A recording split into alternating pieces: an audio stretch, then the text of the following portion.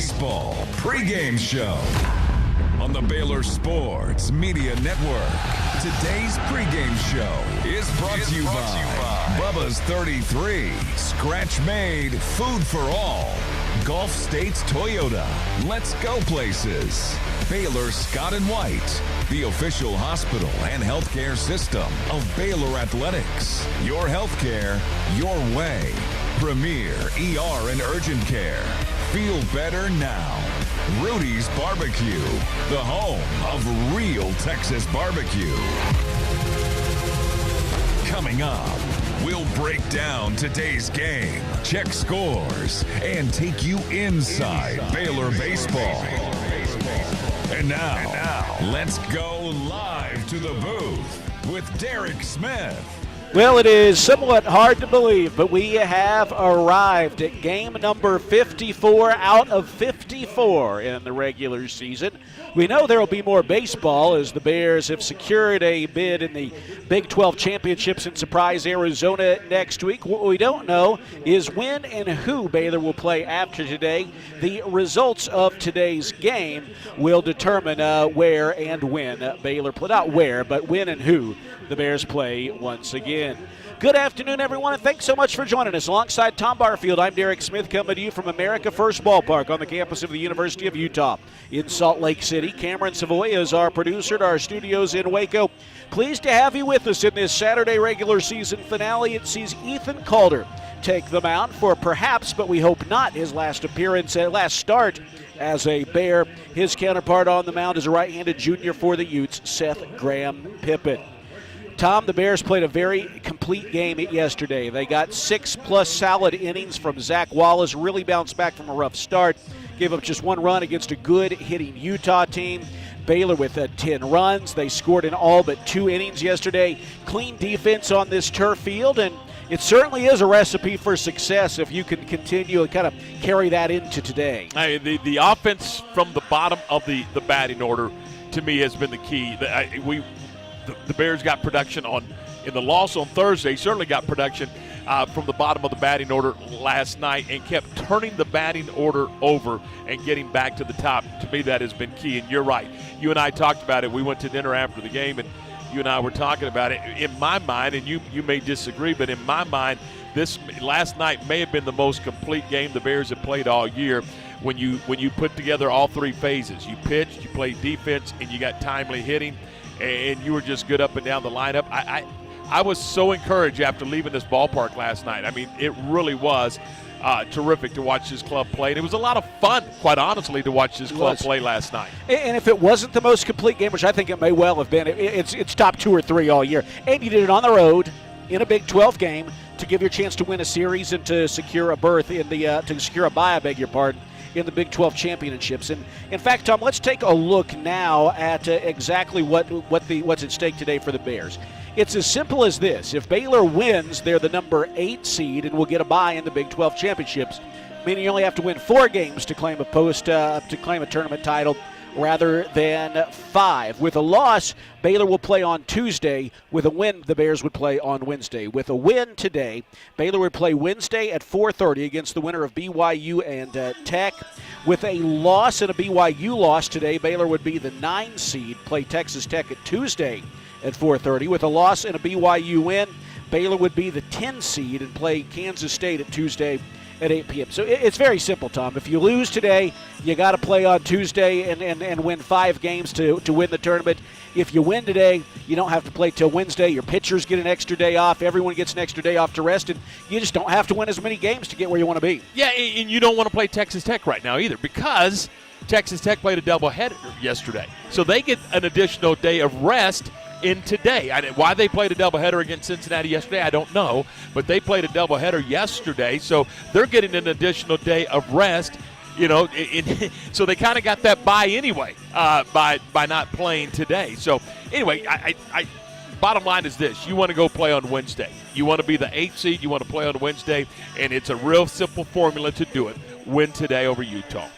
Well, the Bears played very well yesterday. They didn't play poorly on Thursday in every phase. They scored 7 runs, but were just too dormant throughout stretches of the game. They got a rough start from Lucas Davenport, but yesterday a good start from Zach Wallace, and they scored early and often kept the pressure on this Utah pitching staff that has the second worst ERA in the Big 12. It's Baylor and Utah in the series and regular season finale coming up from the mountains here in Salt Lake City.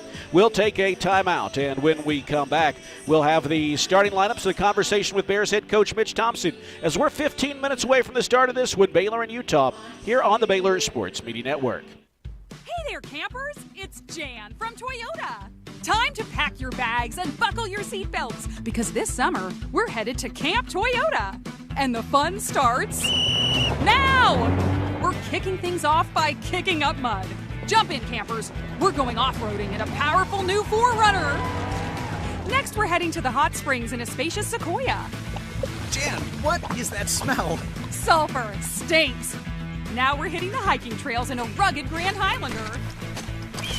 And finally, park your Tundras and Tacomas around the campfire, because we're roasting marshmallows. Don't worry if you burn a few, folks. I brought a truckload. Your summer starts here. Right now, qualified buyers get 2.99% APR financing for 72 months, plus $1,000 subvention cash on a new 2026 Tundra. Dealer inventory may vary. See your participating Toyota dealer for details. Event ends June 1st. Toyota, let's go places. You're listening to Baylor Baseball on the Baylor Sports Media Network. Just had Senior Day festivities here at America First Ballpark, where they honored this year's Utah seniors. Of course, last week Baylor had Senior Day and honored this year's seniors. Worth noting here that as commencement exercises take place back in Waco, we have several players, 7 to be exact, who earned a degree. Now, they didn't get a walk. They're here playing baseball, but we want to recognize them. They are Caleb Bunch, Caleb Bergman, Ethan Calder, Lucas Davenport, Grayson Murray, R.J. Rue, and Stefan Stahl. So congratulations to all of them. That is why they're here. They are student athletes, and they do a great job. You know, you look, Tom, this Baylor baseball team has put together 2 of the top GPAs in program history over the last 3 years. And when they didn't get the tops in program history, they were very close to it. A bright group of guys who represent the school well in the classroom. You know what? They do represent well in the classroom. They represent well in the community. These are fine young men. And, you know, one of the things that you and I have talked about on many occasions is how much fun it is to be around these guys. These are really good young men, and they're a pleasure to get to know and be around. And you know, and they're good ball players. Yeah, they represent Baylor well, for sure. Let's take a look now at the starting lineups when it comes to sports medicine and orthopedics. Baylor Scott and White Southwest Sports Medicine and Orthopedics brings the home team advantage to Central Texans. First for the visitors in this one, your Baylor Bears. They're wearing the Sunday Golds on this Saturday with green letters and numerals, white trim. Baylor 27-26 in the overall, 13-16 in Big 12 play. At the moment, Baylor would be the number 8 seed in the Big 12 standings if the season ended at this moment. But as we said, a win and Baylor remains the 8th seed. A Baylor lost today and they would fall to 9 or 10. Mitch Thompson's lineup looks like this. Travis Sanders, who's 5 for 10 on the weekend with a pair of homers, leads it off at shortstop, followed by Tice Armstrong at first base. Brady Janusek leads the team with 4 RBIs here in Utah. He bats third in right field, followed by the cleanup man, left fielder Dylan Perez. Brighton Clements DHs for the second straight game in the 5-hole. Pearson Reebok moves up a couple of slots in the lineup. Why not? The Baylor second baseman is 5 for 8 on the weekend with 2 homers and 3 RBIs. You hope it's a breakout weekend for the second baseman. He's in the 6-hole tonight. Lower third of the order was great for the Bears yesterday. In fact, they were 6 for 12 with a homer, 2 RBIs, and 4 runs scored for the Bears. Looks a little different because Reebok has moved up to the 6-hole. Ty Johnson has moved a couple spots down, but still very similar. Braden Buchanan catches and bats 7th. Ty Johnson in center field hits 8th, and Cole Landcloss, who brings a 9-game on-base streak into the game, bats 9th. At third base, Ethan Calder, the pitcher, 4 and 5, a .479 earned run average. For Utah, 26-23 overall. They are the 10 seed at the moment with a 12-17 Big 12 record. However, they could pass the Bears up if they win today. Their lineup looks like this. Luke Jacobs leads it off in right field, followed by their best all-around hitter, Jake Long, in left. 11 homers, 56 RBIs. Daniel Arambula is at third base, batting third. Cameron Gurney, the first baseman, cleans up. Cal Miller at second base, bats fifth. The six-hole hitter in center is Jet Gilliam. Matt Flaherty, a team-high 4 RBIs on the weekend, bats seventh at shortstop. The DH is Nevin Noonan. And the catcher, batting ninth, none other than Derek Smith. The pitcher, Seth Graham Pippen. He is 0-3 with a 7.57 ERA. Our starting lineups are brought to you by Baylor, Scott & White, Southwest Sports Medicine, and Orthopedics. From injury prevention to enhanced recovery, team up with us to get back in the game. Let's hear now from Bears head coach Mitch Thompson. His thoughts with Tom from the pregame. Coach, let's revisit last night a little bit. What a well-played ball game by your club. Thought the guys showed up, definitely swung the bats well, got off to a great start. Second pitch of the game, I think Travis, early, first at bat of the game for sure, Travis Sanders goes out of the yard, hits one 460 feet, which was an outstanding start, and the guys just continued to add on and add on and add on. So it was a fun game to watch, and to have Zach Wallace go out there and give us the performance he did on the mound was fantastic.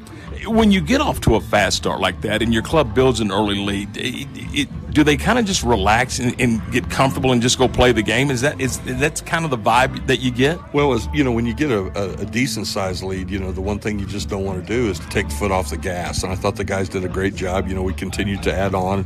It's 2-1, it's 3-1, it's 5-1, it's 7-1, it's 10-3, whatever. Yeah. We just continued to add on. So you just got to keep your foot on the gas. And one thing we preach to the guys, especially out here, but you never have enough, and you're never out of a game because you can put runs up so quickly, especially with the ball jumping like it has. The fact that you were able to limit free bases, that's really huge in this ballpark. Well, it's always huge, and we've really only had 2 innings where we really scuffled with it, with a couple guys out of the bullpen that ended up getting out of it basically, unharmed. But got everybody's heart rate up. Walking people doesn't work. It sure doesn't work out here at this altitude.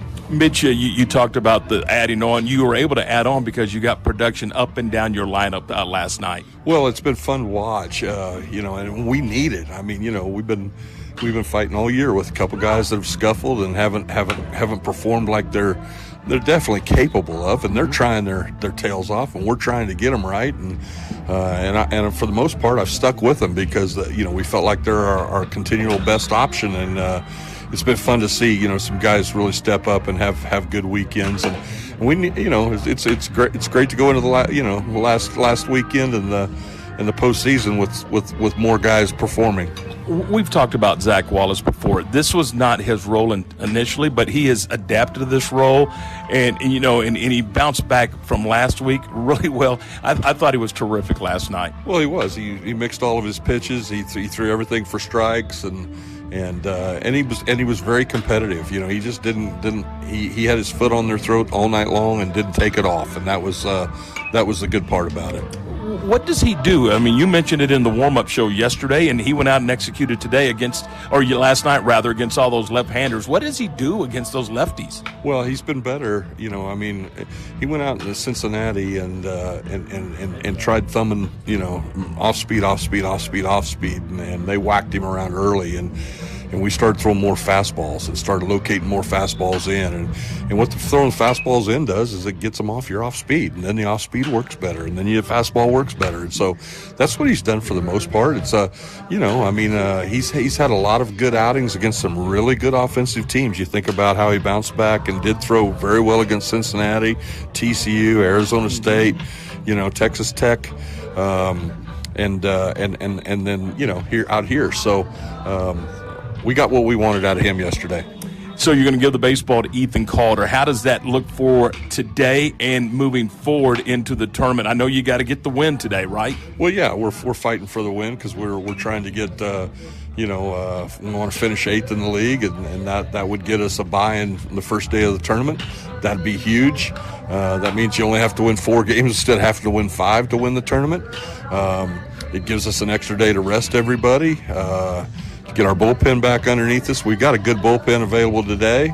We haven't had to dig too deep in it the first 2 days. So, Ethan Calder should be a good matchup against these guys with as many left-handed hitters as they have, and we'll see what they do with their lineup. But I'm anticipating he's going to have a bunch of lefties to pitch to. Coach, talk a little bit about your defense, particularly out here. This is incredibly spongy field. I mean, and then you have the sun situation the first couple of days. I thought defensively your club has been really good, really solid these first couple of ball games. We have been for the most part all year, and that's been a big thing for us. Limit free bases, play defense. It keeps you in games. It gives you chances. And, I'm probably most proud of the fact that we've had to move some guys around. We start out with Cade Dodson at third and his injury, and Brighton Clements is in there, and now Brighton can't play there, but he can hit. We throw Lankloss in there, and Pearson's gone from second base to left field and back to second base. And, but Travis has been so dynamic all year and so consistent at shortstop. And Tice has been really good at first base for the most part. And, saw a big-time play from Pearson the other day, going on a backhand. And Travis has made some big-time plays. But, out here, the sun has been the issue. And Dylan Perez has really handled it well out in left field. And for a freshman, I'm just telling you, it's as bad as Sun Field as anything I've ever seen. And especially when it's later in the day and it's lower. When I went out to get Steph Stahl on the mound yesterday, I'm out there on the mound. And I can't hardly see home plate because the sun is so low and it's off to the side. It's shooting in the face of the pitcher, and I'm going, I don't know. I don't know how this is all going to work, but our guys have handled it well, and I'm proud of them. And I'm glad you brought up Stephon Stahl. Our final thought, you got him in the game and threw 6 pitches for you. You got him out, but he did a job for you. Yeah, he got us to 2 outs, so we'd planned on using him an inning, and we asked him, what do you think? You want to go back out there? And, that's when he re-injured himself a little bit the last time when we were running back out there second inning, and so – this week we got him out there one. Next week a conference tournament we'll probably try and get as much as we can out of him, and I'm sure he'll want to get as much as he can out of himself as well. Have fun today. Appreciate you guys. Thanks. From the Allen Samuels Dodge Chrysler Jeep Ram Studios, this is KRZI Waco, K222DC Waco, K265DV Temple, ESPN Central Texas. You hear that? That's the sound of Pepsi Zero Sugar. The better tasting, more refreshing Zero Sugar Cola. Listen to that endless pour. Pure refreshment. If it sounds this good, just imagine how it tastes. Oh yeah, so good. Pepsi Zero Sugar. Let your taste decide. If you need a trailer, Flat Rock Trailers has got you covered. From light-duty single-axle utility trailers to the Big Tex tandem duals. We also carry a full line of enclosed cargo trailers. Need a motorcycle trailer? We've got them. Need a dump trailer? We've got the largest selection in the state. Oilfield trailers? We carry a full line of Big Tex trailers to handle all your needs. Trailer repairs? We repair all makes and models. We'll even rent you a trailer if you need to use one for a day. Flat Rock Trailers, your #1 source for all your trailer needs. Find us at flatrocktrailers.com. This is Baylor Baseball. On the Baylor Sports Media Network. Today's game is brought to you by Bubba's 33, Scratch Made, Food for All, Gulf States Toyota, Let's Go Places, Baylor Scott & White, the official hospital and healthcare system of Baylor Athletics. Your healthcare, your way. Premier ER and Urgent Care. Feel better now. Rudy's Barbecue, the home of real Texas barbecue. Get ready. The first pitch is just moments away. Now, let's go back to the booth with Derek Smith. Here alongside Tom Barfield and our producer Cameron Savoy back in Waco. Glad to have you with us here in Salt Lake City. Doing it one more time in the regular season. It is Baylor and Utah in the series finale. The Bears with a chance to claim a series win and a bye in the Big 12 tournament with a win today. Cloudy, overcast day for the first time, so the sun that head coach Mitch Thompson discussed won't be a factor today. At least it doesn't look like it will right now. Cool temperatures, very pleasant day here in the Wasatch Mountains. for the final day of the regular season. Travis Sanders makes his way to the plate to face the right-handed starter Seth Graham-Pippen. We'll give you the numbers on him in just a moment, but we're ready to get going here at Utah. Pippen from the stretch. His first pitch is bounced up the middle. Ranging over is the second baseman. He grabs it and throws to first. One pitch, one out to start the game. Well, yesterday, Travis jumped all over the second pitch for the season's longest home run for the Bears. But today, a ground out. Seth Graham-Pippen is a right-handed junior for the Utah Utes. He brings to the mound. He is a 6'1", 185-pound junior out of Las Vegas, and he brings to the mound an 0-3 record, a 7.57 ERA, 30 strikeouts, 17 walks, and a .355 opposing batting average in just under 36 innings. He pours a breaking ball in for a strike to Tice Armstrong, and the count is 0-1. Tice Armstrong rounding out his 1 year in a Baylor uniform with a season record 22 homers for the Bears, 60 runs batted in. The pitch. Fastball at 90 in for his strike, and it is 0-2. Well, Tice Armstrong's hitting streak is at 11. His on-base streak is 25, but it's been a quieter weekend for the big right-hander. 0-2, and the pitch. It's a breaking ball well outside. And that's one of the things that we talked about, you and I, before we went on the air. How nice is it to be successful and not have to lean in on Tice as much? He's, 2 for 8 this weekend. Not horrible, but you haven't had to count on him for run production. Team's had his back for sure. Here is the pitch, a check swing, a breaking ball. How about the Bears hitting 7 home runs and none of them from him? Now that's a crazy statistic. Cole Landcloss has out-homered him this weekend. What in the world? 1-0. As has Pearson Reebok. What? I think he's happy for Cole, though. Yep. So, 2-2 to the one out batting Armstrong in the pitch. He grounds it sharply into the 6-hole. Backhand pick in shallow right field, and the throw is in time by Matt Flaherty, who has made a number of tremendous plays at shortstop this weekend. Here he robs Armstrong of a hit. Yeah, we've talked about Flaherty all weekend long. You got to stay away from him. And I heard him described as not a great athlete, but a great baseball player. And he has. And that's a compliment. Yeah, it is. Baseball. And he's got the baseball IQ. He knows how to get the reads and the angles, and he does a nice job. And, man, he took a base hit away from Tice Armstrong. First inning brought to you by Premier ER and Urgent Care, the official around-the-clock care provider of Baylor Athletics. First pitch into Brady Janusek is a breaking ball strike, and it's 0-1. The Bears have scored in the first inning in each of their first 2 games this weekend. If they're to do that here in the finale, Brady Janusek will have to keep this first inning going.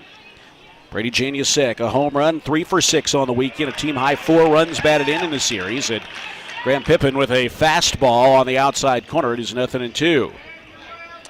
Janusek at .288 with 12 homers, a Baylor freshman record in a single season. 45 runs batted in. He checks his swing and a breaking ball away. Ooh, and first base umpire Mike Victor rules he went around for a strikeout. I'm not sure Brady Janusek agreed. It was close, but it goes as a strikeout to retire the side. Bears go down in order. Ethan Calder, the senior left-hander, makes his way to the mound and start this final game here of 2026 regular season. We'll tell you more about him when we come back in this scoreless game on the Baylor Sports Media Network.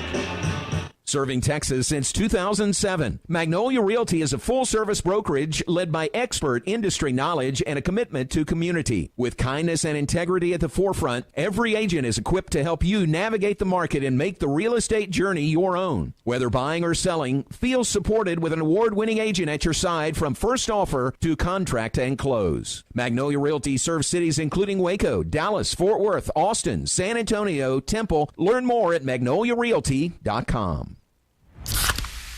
You hear that? That's the sound of Pepsi Zero Sugar, the better tasting, more refreshing Zero Sugar Cola. Listen to that endless pour. Pure refreshment. If it sounds this good, just imagine how it tastes. Oh yeah, so good. Pepsi Zero Sugar. Let your taste decide. You're listening to Baylor Baseball on the Baylor Sports Media Network.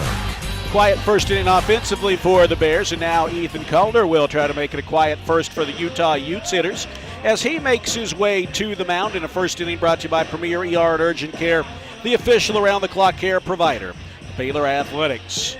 Calder making his 14th start of the year. He brings to the mound a 4-5 record, a 4.79 earned run average in just under 68 innings. He struck out 51. He has walked 15. Last week in the series finale to claim the series against UCF, he kept the Bears in the game with 6 strong innings, a 4-run baseball, struck out 4, and just walked 1. Now, yesterday, Zach Wallace only gave up 1 run to this team, so it's possible, Tom, but Utah's a good hitting team at home, and I think, again, for Calder today, if you just keep the team in the game, that's the baseline. Anything above that is good, and I say that just because he's usually not a guy who's going to hold you to 1 run, but he's usually a guy who's going to battle and keep you in it.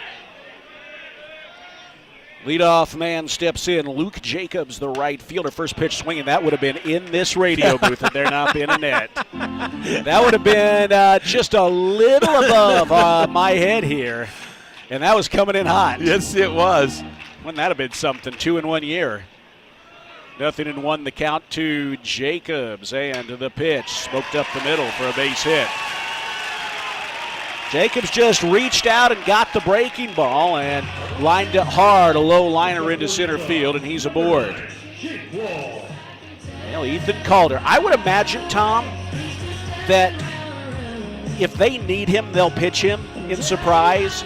Even, I don't know. It's going to be tough. You kind of see how things go. In an ideal world, you'd save him for that 3rd game that you're out there, but that's not guaranteed. So this is the last game. You're guaranteed to see him, as there's a tentative swing and miss by Jake Long. He was really fooled by that breaking ball.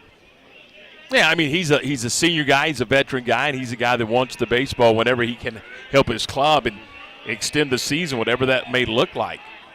Runner at first, nobody out. Here's the 0-1 pitch. Long stabs at a pitch, trying to bunt at it, and that is a strike, and it's quickly 0-2 to their big power hitter. Explain to me why Patrick Riley, the home plate umpire, had to appeal that. I mean, I'm confused. It was so obvious. Yeah, the bat's hanging out over home plate. Yeah. He attempted to bunt at the baseball. 0-2 to Long, just like that. Here's the pitch from Calder, just off the plate away with the fastball. Patrick Riley, our home plate umpire. Mike Fichter is at first. Ramon Armendariz is at second. Jake Uhlenhop, the umpire, at third.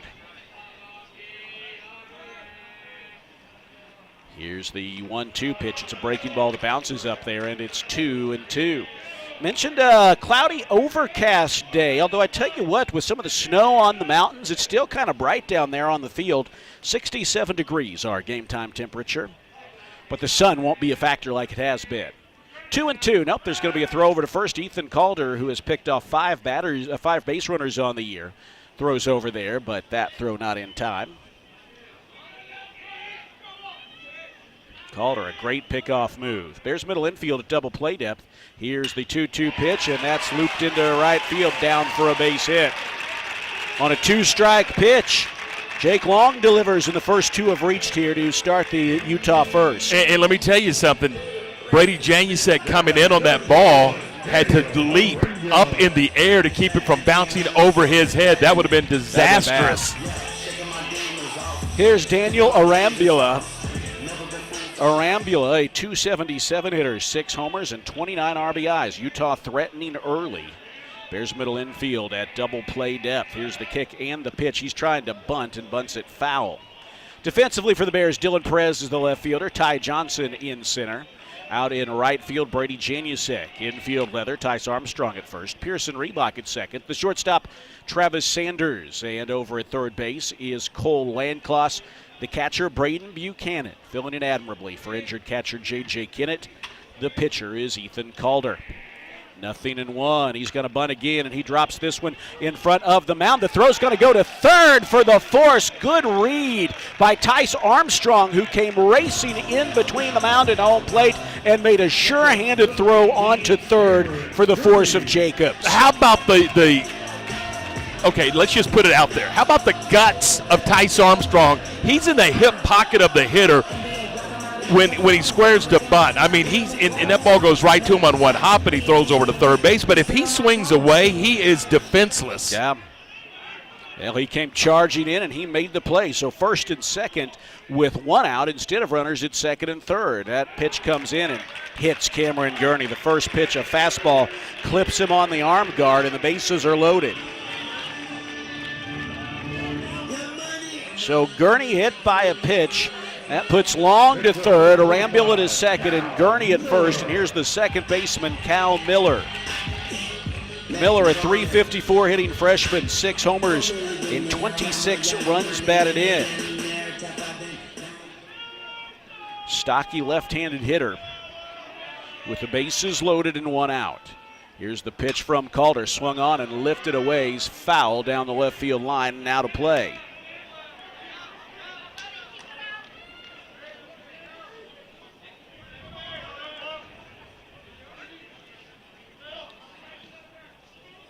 Couple of hits here in the first inning for Utah. They're threatening with the bases loaded and 1 out, and the 0-1 pitch fouled off.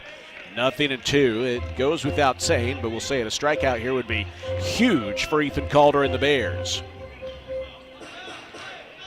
Arambula this year is, Cal Miller, I beg your pardon, is hitting .333 with runners aboard, so a little worse than his overall average. The 0-2 pitch is lifted back to center field. This is going to be deep enough to bring home a run. Ty Johnson makes the catch. Here comes Long home to score. Sacrifice fly gives Utah 1-0 lead. Cal Miller comes through with a fly ball deep enough to center to bring home Long. And they're on the board here in the first, but now with 2 outs. Now minimize. Jet Gilliam steps in. Gilliam, a center fielder. Good hitter, a .367 average, 6 homers. 35 runs are batted in. This is a team that hits well at home. Breaking ball is just a little bit high to start off the at-bat from Ethan Calder, and it's 1-0. 1-0 Utah here in the home first inning. The pitch, swing, and a miss. He pulled the string on him there, took a little something off the fastball, and evens the count at 1-1. Arambula at second, Gurney at first for the Utes.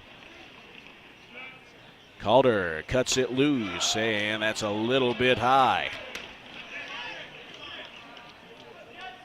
2-1.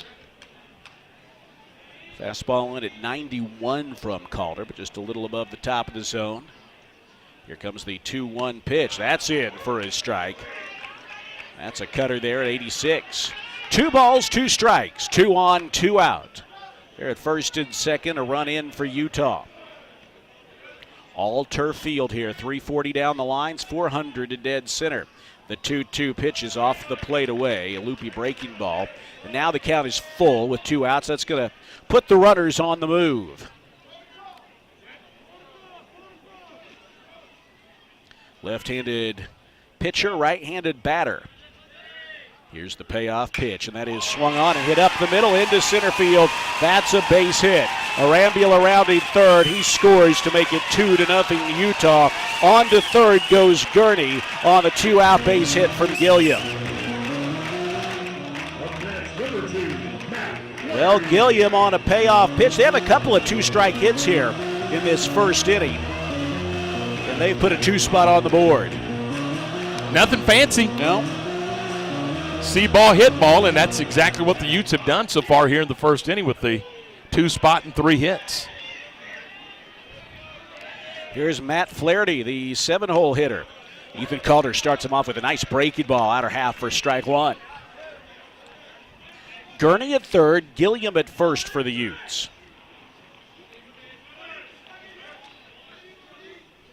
Throw goes over to first, and Gilliam back in. This isn't a team that runs a ton, but you want to keep that runner close there because with 2 outs, they'll be going on contact. But of the guys that do, of the guys that do, Gilliam is one of them. There's a pitch way inside the fastball, almost hit Flaherty. Couple of runs in for Utah here in the first inning. Calder trying to thwart any further momentum on their part.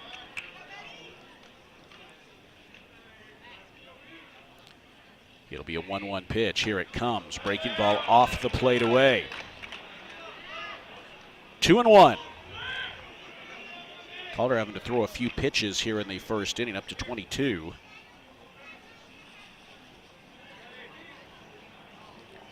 Here's the pitch. Swung on and turned on and hit high and deep and way out of here.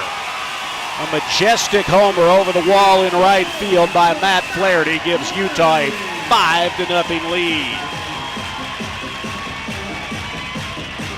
No doubt about that one, a rocket over the wall in right field. And it's a big first inning here for the Utes. For Matt Flaherty, his 6th home run of the year, RBIs 37, 38, and 39. My goodness. Yeah. I mean, that was center cut, and he let it fly. 3-run shot, bases empty now with 2 outs, but a 5 spot on the board for Utah. And that'll bring up Nevin Noonan.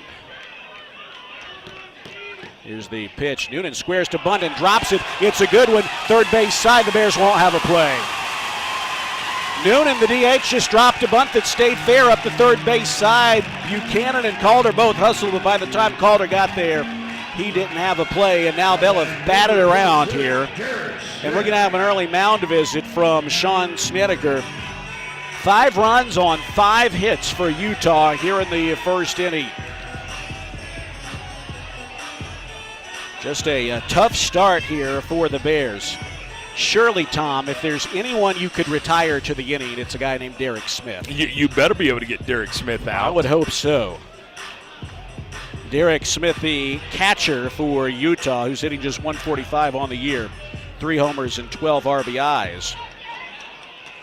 Native of Scottsdale, Arizona, playing here with the Utes. Bullpen's about to get active. Yeah. R.J. Ruiz made his way down or was about to make his way down. Now it's Atkins. Atkinson is, for sure. But I think you're right. R.J. started to hit out there. Runner at first, 2 outs, 5 runs in the first inning for Utah. Here is the catcher, Derek Smith. Standing back in the box, swings through a cutter, and it's 0-1. Big right-handed hitter. Nevin Noonan at first base. This is a team we talked about, Tom. They bunt well, and Noonan did so well there. Here's the 0-1 pitch. Swing and a miss at a high fastball, and quickly Smith in a hole at 0-2.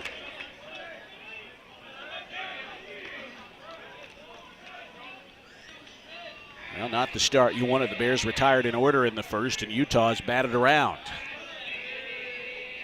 Here's the 0-2 pitch, and that, don't know where that missed. A fastball that, in fact, Derek Smith actually looked back at the dugout and patted himself on the chest like my fault. He knows he took a close one. And the home plate umpire, Patrick Riley, flinched as if he was going to come up and call strike 3. It looked like it was in there. Here's the 1-2 pitch, way up and away. And it's 2-2. He's the 9th man to hit in this first inning. They've got a runner at first. 2 outs. Here's the pitch. Swing and a miss. That's a strikeout, and that's the inning. But Utah sends all 9 men to the plate. They score 5 runs on 5 hits and leave a man on base. 5-0 Utah as we head to the second inning here in Salt Lake City on the Baylor Sports Media Network. Are you a diehard Bears fan? Sure, your entire closet is Baylor green and gold. All your pets' names have started with Judge, and that good old Baylor line is your ringtone. But do you have an official Baylor University toll tag? That small green and gold sticker reps the Bears and cuts your toll bill in half. Visit getmytolltag.com to purchase your specialty tag and deck your ride with Baylor pride. Small sticker, big savings, sick 'em Bears.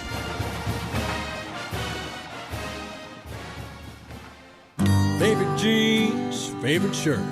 Yakking neck of sausage and I'm firing it up. Yeah, everybody knows it's how I get my grill on. You can smell that flavor up and down the road. It's a little taste of heaven and everybody knows. It's how I get my grill on. Kanaka sausage. It's just a little taste of heaven. You're listening to Baylor Baseball on the Baylor Sports Media Network. Rough start in this one for the Bears as Utah leads it 5-0.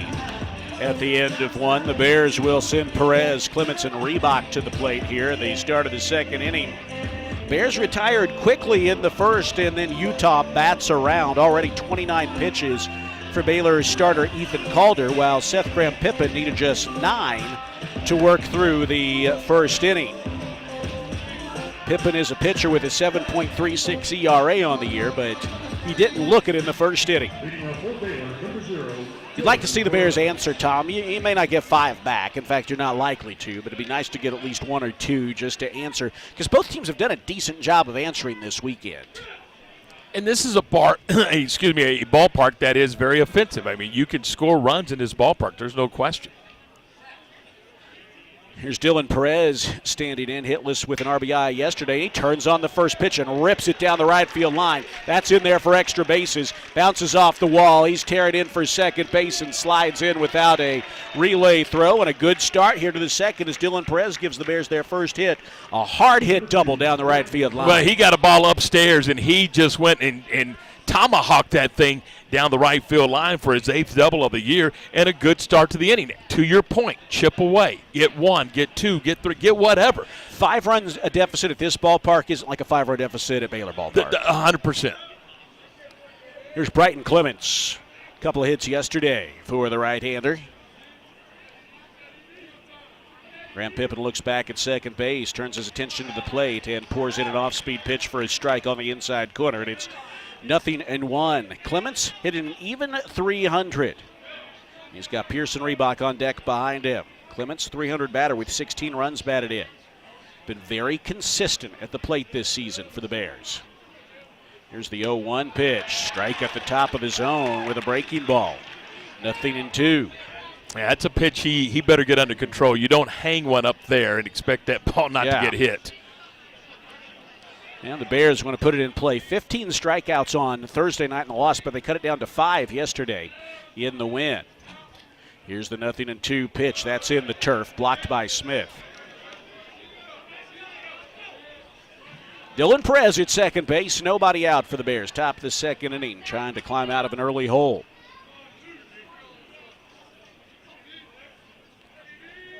Pippen pitches from the stretch. Here it comes, and that's sliced back foul. Count holds 1 ball and 2 strikes. This Baylor baseball team is going to head on to the Phoenix area tomorrow and be ready to play either Tuesday or Wednesday. 2-1 finals are over. You know, the guys don't have to get back for class. 1-2, there's going to be a turn and a throw back to second base. Perez back in, standing up. That's always fun for the guys. You're happy that our student athletes in any sport work really, really hard, and you enjoy when they get those times to just kind of be a baseball player, whatever sport they play. When classes are over, this team has, as we said, acquitted themselves well in the classroom. Now they can just enjoy being a team. Just that. Here's the pitch. High, and it's 2-2. Oh, yeah, I mean, now it's just relax, have fun, you know, and finish out the season wherever this season takes us, and then go get ready for summer ball. They'll go. A lot of these guys are going to go play a lot of baseball this summer. Runner at second, nobody out. Here's the 2-2 pitch. Fly ball back to right field. It is playable for Jacobs. He angles over and makes the catch. Dylan Perez tags, and he will reach third just ahead of the throw. That ended up being very close, but he got there. And he's at third with 1 out. I'll tell you this, the scouting report and most reports that we see say you can run on this outfield, but my goodness, Luke Jacobs did a nice job of throwing a 1-hopper to third base, and that was very, very close. But he got there. Brighton Clements put the ball in play, moved the runner 90 feet. So you got something out of it, and now here's Pearson Reebok, who has been outstanding on the weekend. 5 for 8 with 2 homers and 3 RBIs. Chance to get the Bears on the board. He takes a backdoor breaking ball for a strike, and the count is 0-1. I think this is a very favorable AB for Pearson Reebok. Graham Pippen not overpowering. Reebok from the left side against the righty. You like the matchup. Here's the 0-1 pitch. A swing and a foul ball lifted down the left field line and out of play. It's 0-2, so he'll have to bear down. Just make good contact, put it in play. And I would say right now, Derek, maybe for the first time in several weeks, Pearson is swinging the bat with a lot of confidence. It's such a relief for a guy when he feels like he's figured out something, and he did. He said with the help of Darren Thomas, Here's the 0-2 pitch off the plate away. Baylor with a runner at third and 1 out. It's just such a weight off your shoulders, and you hope it's he can start playing a little free, a little more freely. It's a guy who had over 300 last year. He was a Big 12 all-freshman team member and has struggled this season, had to work hard just to get over 200 at the plate. The 1-2 pitch, swing and a fly ball high in the air back to left field. This should be deep enough to bring home the runner. Tagging is Dylan Perez. He is coming home, and the Bears are on the board at 5-1 on a Pearson Reebok sacrifice fly. Fourth RBI of the weekend for Reebok. Not the inning you wanted with the leadoff double, but you know what? You manufactured a run, and, you're chipping away. I think it was important just to answer with something. Yes. After that 5-run first by Utah. Now here's Braden Buchanan with two-way. Buchanan 3 for 9 on the weekend. We're talking to pitching coach Sean Snedeker before the game, and he really singled Braden Buchanan out unasked. Said he's really been a warrior behind the plate for the Bears in the absence of J.J. Kinnett. Here's the pitch. That's grounded to third. First pitch swinging. It is right there to Arambula, who throws on across for the out. The Bears turn a leadoff hit into a run, middle of 2. It is 5-1 Utah on the Baylor Sports Media Network. At Baylor Scott & White McLean Children's, you'll find the care your child deserves and trusted expertise to set your mind at ease. With a network of convenient pediatric, primary, and specialty care clinics and an advanced medical center, they offer a full range to the I'm connected to the phone line or whatever. Okay. McLean-Children's. That's bswhealth.com/McLean-Children's. Are you tired of slow internet? Are data caps and throttling making it impossible to stream your favorite shows and movies? If so, it sounds like it's time to switch to Nextlink Internet. With Nextlink, there are no data caps and no throttling, just super fast internet speeds, up to 1 gig over wireless in some areas. Plus, Nextlink is an official partner of Baylor Athletics. So don't wait another minute. Give Nextlink a call or go online to nextlinkinternet.com to see what special offers are available to you. Blazing fast internet is just a click or phone call away. Sick 'em, Bears. You're listening to Baylor Baseball on the Baylor Sports Media Network. Bears get a run back in the top of the second inning, and now Ethan Calder back out there trying to settle in after a rough first. It's all 9 Utes reached the plate, and 5 of them scored. So it's a 5-1 Utah lead with the leadoff man Luke Jacobs making his way to the plate here in the top of the second. Again, with a win today, Baylor would be the 8th seed in the Big 12 Conference and have a bye in the Big 12 tournament. A loss today, Baylor would be either the 9 or 10 seed, depending on how BYU does today, and would play on Tuesday. Derek, first final in this afternoon on the final day of the season, and it's West Virginia defeating TCU 6-4 in Morgantown. So Mountaineers take 2 out of 3. But they needed 3 out of 3 to have a chance to get a share of the Big 12 title. Here's the pitch to Jacobs. Fastball outside corner, strike 1. Yeah, I know this is a 9-inning baseball game, but this, in my mind, is a critical frame for Ethan Calder. 0-1. Here's the pitch to Jacobs, who led off the first with a single. It's a fastball down, and it's 1-1. The Kansas Jayhawks claimed the Big 12 regular season title outright last night with the win over BYU. First time in program history. Here's the 1-1 pitch on the way. That is grounded over to second. Ranging with the pick and the throw. Pearson Reebok, nice play, 1 out. Good start. And I've said this about Kansas. You may agree, you may not. They haven't been a perennial power in baseball. They may not be a perennial power ever again in baseball. But this year, they were the best. Really good. And what they get postseason-wise, in my mind, they're a top 8 team representing this conference. Yeah, I hope they get a chance to host. We'll see. Pitch to Long, ripped foul down the left field line. The count is 0-1. There's a lot of nice people there at Kansas associated with that baseball program, and we're happy for the for some of those to get to enjoy some success that they haven't before. Here's the 0-1 pitch, bounced foul sharply down the other way, the right field line, and the count quickly 0-2 to Long, and then hopefully it's us again soon. Well, yeah, I mean, and again, this, as far as representing the conference, you would hope that they'd have an opportunity to be a top 8. They're going to be a top 6 team. Here's the 0-2 to Long. Breaking ball down. He flinched but laid off of it. Yeah, we'll be rooting for him as they get out there. And UCF, West Virginia and others. We'll see how many get in. What do you think? Here's the 1-2 pitch swing and a high fly ball, playable back to center field. It sends Ty Johnson back a few steps, but he gets there for the second out of the inning. See if Calder, after a rough first, can turn in a 1-2-3. I don't. Kind of feels like 6.5 would be the over/under to me. Is that to you? No, very much, very much. Obviously, we'll see what happens in conference tournament. You don't want any bid busters. Yeah.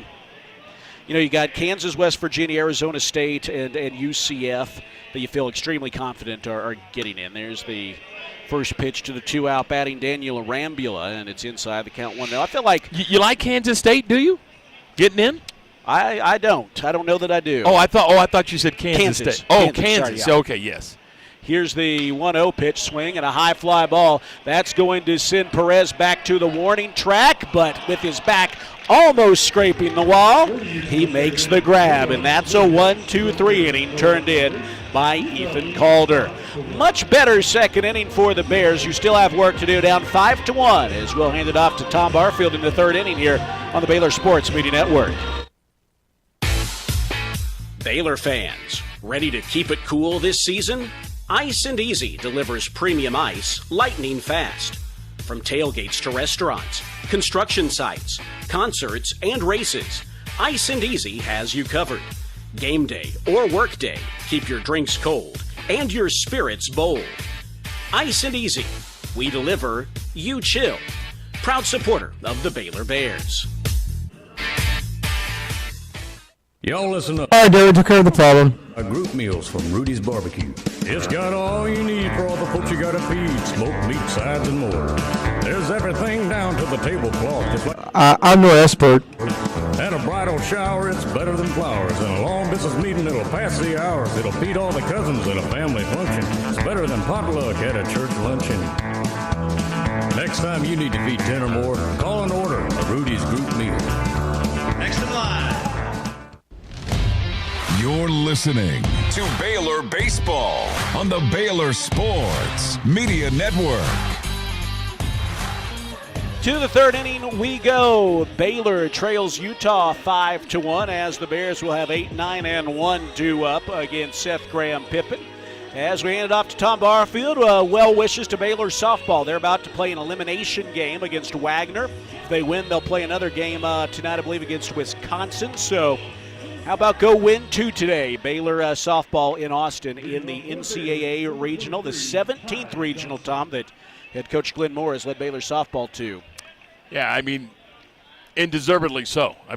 It's fun to watch how they have maneuvered through NIL and those type of things. Derek putting their program together over across the way at the Turner Riverfront Athletic Complex. Here's Ty Johnson to lead it off in the top of the third. The Bears down 5-1. The first pitch to Ty is swung on and a high fly ball down the right field line. Second baseman Miller over down the line will make the catch, and Johnson's retired on one pitch. Well, you want to see him keep chipping away, Tom, after a 9-pitch first inning. Baylor made him throw only 12 in the second, but did get a run. You'd like to tire the guy a little bit. He's only gone 5 innings once in his career. Yeah, and this is a guy, honestly, when you look at his stuff, you look at his numbers, and this is a pretty good matchup for the Bears. You like their opportunities. Here's Landcloss, and this pitch is over his head and all the way to the backstop, and I'm talking about over his head, ball 1. Breaking ball, and it almost clipped him on the top of the helmet, barely missed him. Baylor is a ball club hitting .268 this year, .255 in conference play. Landcloss a .212 hitter. 1 home run, 7 driven in. Here's the pitch to Landcloss, cut on and miss. It's 1-1. He struggled with that breaking ball a little bit this weekend, whoever the pitcher has been. A ball and a strike to Landcloss, who's 1 for 6 this weekend. He does have a couple of runs scored and 3 driven in. 1 ball, 1 strike. The 1-1 is ripped up the middle. Ranging to his left is the shortstop, Flaherty. He's got it high. Throw, swipe, tag, and they got him. No, he's safe. He dropped the ball. He apparently dropped the ball, and the first baseman, Gurney, is down on the ground in agony. But that was a tremendous play by Flaherty to go get the ball, then a high throw. Gurney comes down with the throw. Swipe, tag on Landcloss, and then The ball apparently came out because I thought the tag was in time. The tag was in time, but he must have lost the ball, and they're pointing in the dugout. I think Gurney is really hurt. There was a collision there between him and Landcloss Baylor trainer Josh Barnhill out attending as well. This could be a shoulder, Tom, or and it's always dangerous to speculate, but a shoulder or an elbow. I mean, there was a collision there as he was swiping the tag, and Gurney, a big dude, is clearly in some pain, and he is holding his left arm as he walks back to the dugout. This is, my goodness, that's an unfortunate situation for Cameron Gurney, the first baseman. Yeah, holding on to his wrist. He's holding his wrist. Yeah. That's what it certainly appears as he walks off the field. So we're going to get a new first baseman for Cameron Gurney, and I believe he was one of the 12 that was just honored as a senior on senior day. And look, I mean, you could see the distraught faces of the Utes, the infielders and pitcher and catcher alike, and it's just very unfortunate. Very unfortunate. Yeah. Well, and I'll say this: these things just happen. But you feel for Gurney and Flaherty. That high throw, he's probably thinking, "Oh, if I just had a good throw, that wouldn't happen." And they're going to get another first baseman out there. It was a great pick on a hard hit one hopper. And again, Tom, like you said, the throw was just high, and Gurney did a nice job going up the ladder to get it and then spinning, trying to apply the tag, but lost the ball on that collision as he hurt himself and perhaps his wrist. And it looks like it will be the pitcher from Friday night, Dimitri Diamond at first base. The pitcher / pinch hitter / first baseman. The Swiss Army knife. Indeed. For Utah. So Dimitri Diamond takes over at first base. And you spell it Diamant. Yeah. Diamond, naturally. Yeah, they're going to give Pippen an opportunity to warm up again after that. And give Dimitri Diamond an opportunity to play catch. And he's playing catch with his third baseman, Arumbula. Diamond was also one of those guys honored on the field senior day before the game. My goodness. And that's just, again, very unfortunate. From Baylor's perspective, they have a base runner on with one out. And you got to get back locked in, Derek, and because this is about the baseball game now. You got to move on. And if you're the Bears, and Travis Sanders is up 0 for 1 today, 5 for 11 in the series, so he's had a tremendous series. And look, you have a chance to cut into this lead. They're down 5-1 early in the ballgame, top of the third with one out and one on. Graham Pippen ready to work. Here's the pitch. It's in there for a strike. Off speed at 79, and Travis says, okay, I'm with you. I'm with you there, Mr. Riley. Tell you what, he's thrown strikes, 26 pitches, 20 of them strikes for Pippen so far. And note to the hitters, he's going to be in the zone. Nothing to 1 the count. And a throw over to first base. Back in time is Landcloss. Landcloss has only swiped a couple of bases this year in 3 attempts. Of course, he's been limited in opportunities. 0-1 the count. Graham Pippen to the stretch. Here's the pitch, and it is ripped down the left field line, but it is foul between the third base coach, Jim Blair, and the third base bag. And now Sanders finds himself in a hole at 0-2. And again, as you mentioned, Graham Pippen putting the ball in the zone. Wind's starting to pick up, blowing straight out to left center field here at America First Ballpark. You don't need wind to hit a ball out here. No, not here. If you're a pitcher, you want it blowing in. 0-2 the count. With one on and one out in the third, the pitch, it's high for a ball. And that's going to push the count to a ball and 2 strikes. Well, it shows the impact of wind and elevation because, Baylor Ballpark has a deserved reputation as a pitcher's park, a big outfield. The dimensions here are actually bigger than at the ballpark. 340 down the lines, 400 at dead center, which matches the ballpark, but the lines are 10 feet further out, but it flies. 1-2, and a throw over to first base. And again, Landcloss is back. The inning began with a fly ball out down the right field line by Ty Johnson, and then an error on the shortstop, Flaherty, allowing Landcloss to reach. He's at first base with Dimitri Diamond now the new first baseman. 1-2 the count. The 1-2 pitch is upstairs to Travis Sanders, and it's 2 balls and 2 strikes. The thing that I've liked about Travis, particularly Derek, over the last 3 to 4 weeks, is his command of the strike zone. I mean, he's just locked in, and that's why he's got so many multi-hit ball games. I mean, he's got 2-hit, 3-hit nights. Seems like night in and night out. 2-2 the count. Here's the pitch. Swung on and foul back. Tell you what, he's fighting off some pitches here. And that one headed for the street. There's an elementary school just across the street. And time is called, and now the catcher, Derek Smith, is going to go out and have a talk with Seth Graham Pippin. Derek Smith, what do you think Derek Smith's telling Derek Smith? Or is Graham Pippin talking to Derek Smith? He's probably saying, I'm no expert. But I think you ought to throw a strike. Yeah, something along those lines. I got you. I was just curious. Yeah. I don't know. I should have had a conversation with him. You should have taken a picture with him. You seen that Spider-Man meme online where he's pointing at himself? Yeah. That's kind of us, yeah. You need to get a picture with him. Now, he's a Division I athlete, and I am not. Oh, okay. But, yes. 2 balls and 2 strikes after the conference. It's concluded. Seth Graham Pippin ready to work, and here's the pitch. It is high for a ball. It is 3-2. Sanders might work himself all the way back. I'm telling you. Tice Armstrong is on deck. Get a pair on for Tice, and let's go to work. We are in the top of the 3rd inning with the Bears trailing 5-1. To the stretch, Graham Pippin. And the payoff pitch with the runner going, swung on a miss. The throw down to second base is in time. He's out. Strike him out, throw him out, double play. And the inning is over for the Bears. No runs, no hits, nobody left. There was one Utah error. We're in the middle of the 3rd. It is Utah 5. The Bears won. This is Bears Baseball on the Baylor Sports Media Network. Hey there, campers. It's Jan from Toyota. Time to pack your bags and buckle your seatbelts because this summer we're headed to Camp Toyota. And the fun starts now. We're kicking things off by kicking up mud. Jump in, campers. We're going off-roading in a powerful new 4Runner. Next, we're heading to the hot springs in a spacious Sequoia. Jan, what is that smell? Sulfur stinks. Now we're hitting the hiking trails in a rugged Grand Highlander. And finally, park your Tundras and Tacomas around the campfire because we're roasting marshmallows. Don't worry if you burn a few, folks. I brought a truckload. Your summer starts here. Right now, qualified buyers get 2.99% APR financing for 72 months, plus $1,000 subvention cash on a new 2026 Tundra. Dealer inventory may vary. See your participating Toyota dealer for details. Event ends June 1st.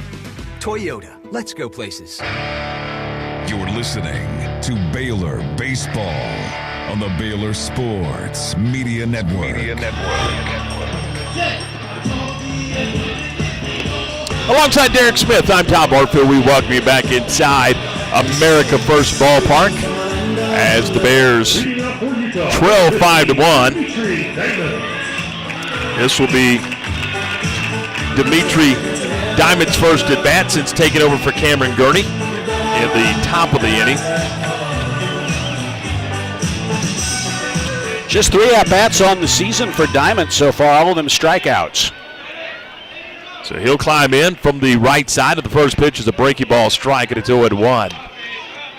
Again, he's, as you mentioned, he's done a little bit of everything. He's pitched, he's pinch hit, and now he's playing first. The 0-1 from Calder is swung through a miss. It's 0-2. You know, his hitting so far of the year hasn't shown a lot to him, but you wonder if they're just very comfortable with him at first base. And that's why he's in there. And that may be the answer. Here's the 0-2 pitch. Swung on a miss. Got him to chase the slider away, and there's the second strikeout for Ethan Calder. Had a good start for the Bears in the inning. It was an unforgettable first, but since then, Ethan Calder's been good. Yeah, he's retired 5 in a row with a couple of strikeouts. That'll bring up the second baseman, Cal Miller. And again, Derek, I'm sitting here at a 5-1 ball game and not uncomfortable, if that makes sense.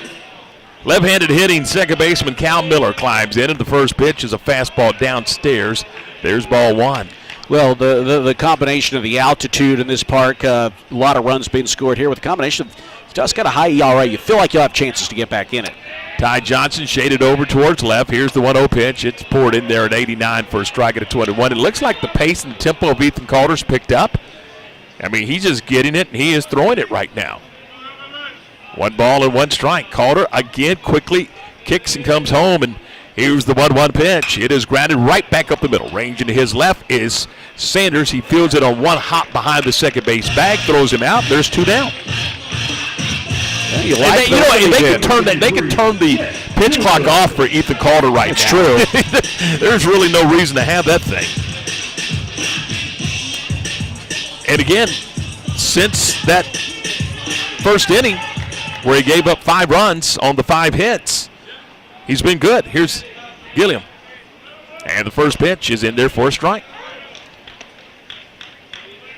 Jet Gilliam, where's the number 53 on the back of the jersey? And the 0-1. Fastball just off the plate. It's 1 ball and 1 strike. Gilliam's out of Henderson, Nevada. Transferred to Utah from North Carolina State. 1-1 breaky ball is a little humpback liner caught by Pearson Reebok. Chest high, and it's another 1-2-3 third for the Utah Utes. No runs, no hits, nobody left. We are through 3 here in Salt Lake City with the Bears trailing 5-1. This is Bears Baseball on the Baylor Sports Media Network.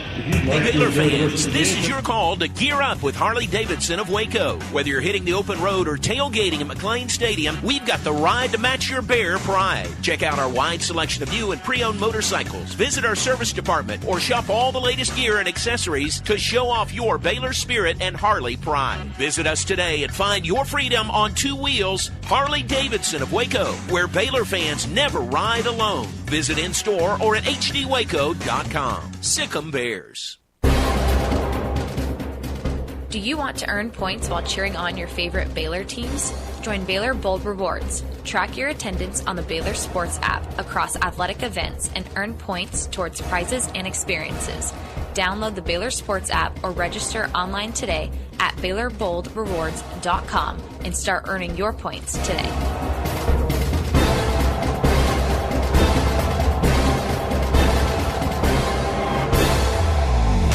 You're listening to Baylor Baseball on the Baylor Sports Media Network.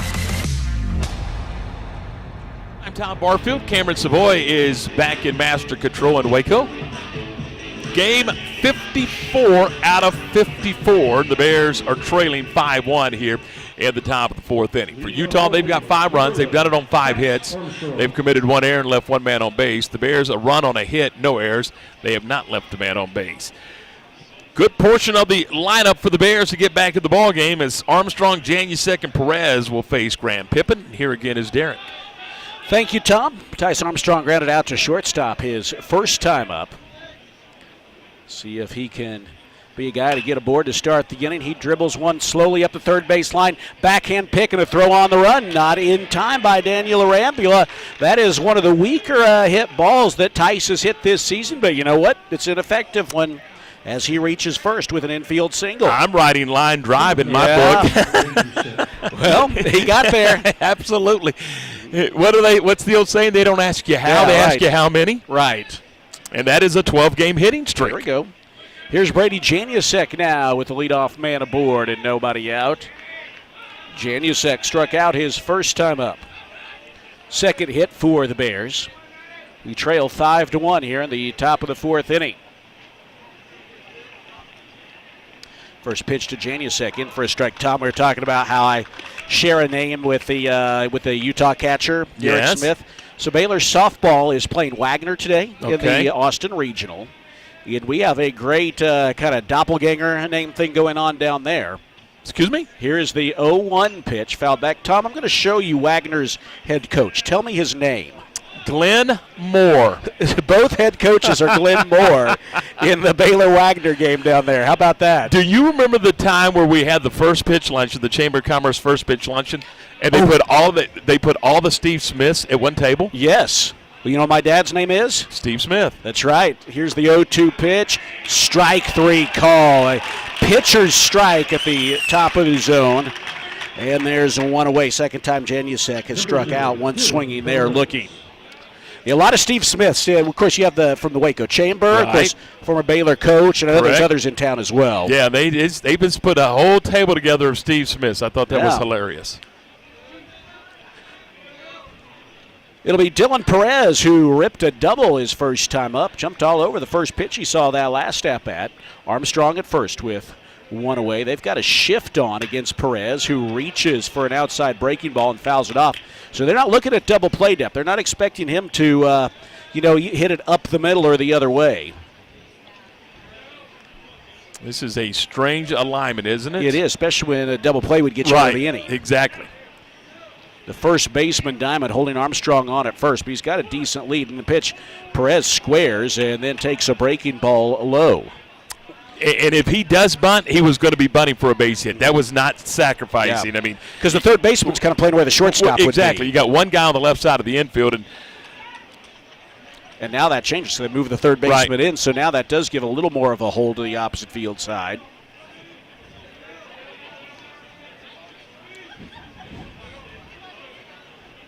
Oh and 1. Here's the pitch. It runs in low, and beg your pardon, that's a 2-1 now, as that it was a 1-1 count. Now, Jacobs is really playing off the line, and last time up, Perez doubled right down that line. He's been a little pull heavy lately, too.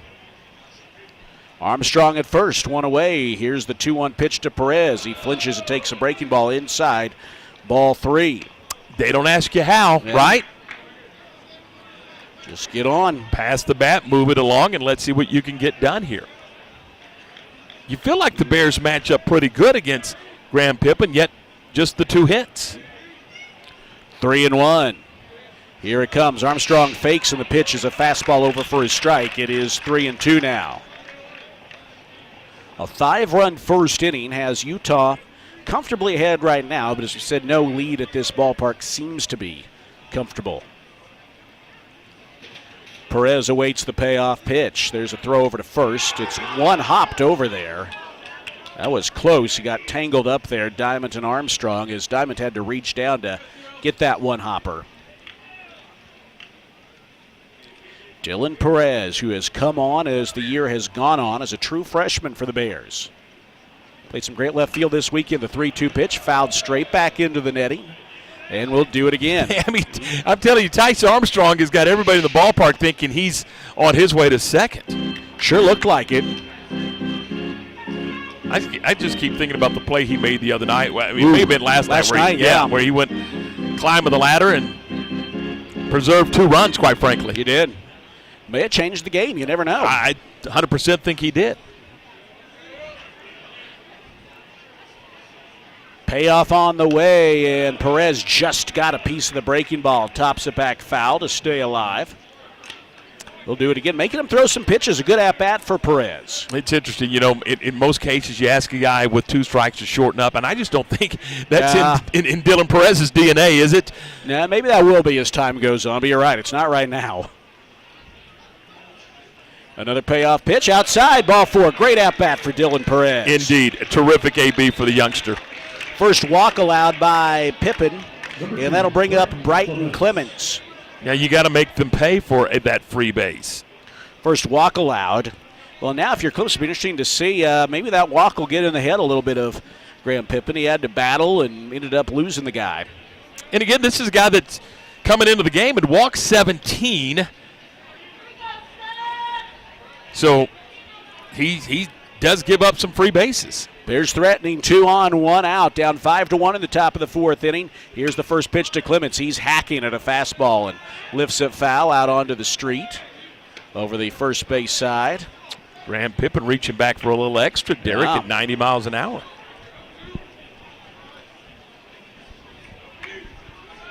This is a guy who's only pitched 5 innings once in his career, and we're in the top of the 4th right now. Swing and a topper foul, and it's quickly 0-2. Clemens had to reach out for that breaking ball, and honestly, you don't see that from him a ton. Yeah, and he chased one off the plate. He absolutely did. So instead of 1-1, it's 0-2, and now he's got to get this ball in play. Armstrong at second, Perez at first for the Bears. Right-handed stick at the plate. 0-2. The pitch from Pippen runs outside with a cutter. And that's exactly what they were going to go right back out there, weren't they? Yeah. See if they can get him to chase.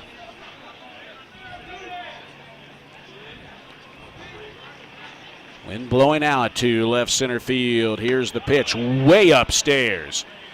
Smith had to lunge out of his crouch, and it's 2-2.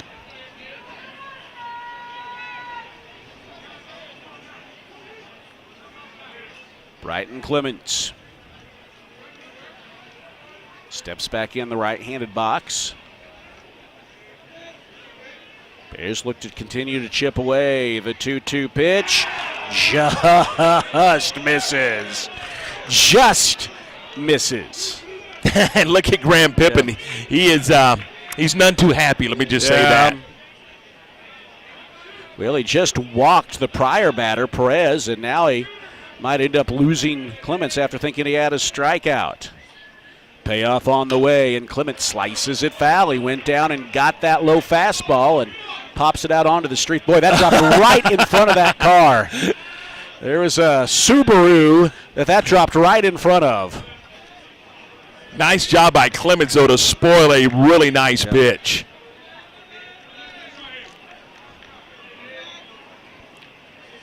Another payoff. It's on the way, and Clements pops it up. Shallow, it's an infield fly play, shallow into right field, and Miller, the second baseman, makes the grab. So an infield fly, he was automatically out. Yeah. Number 5, Pearson Reebok.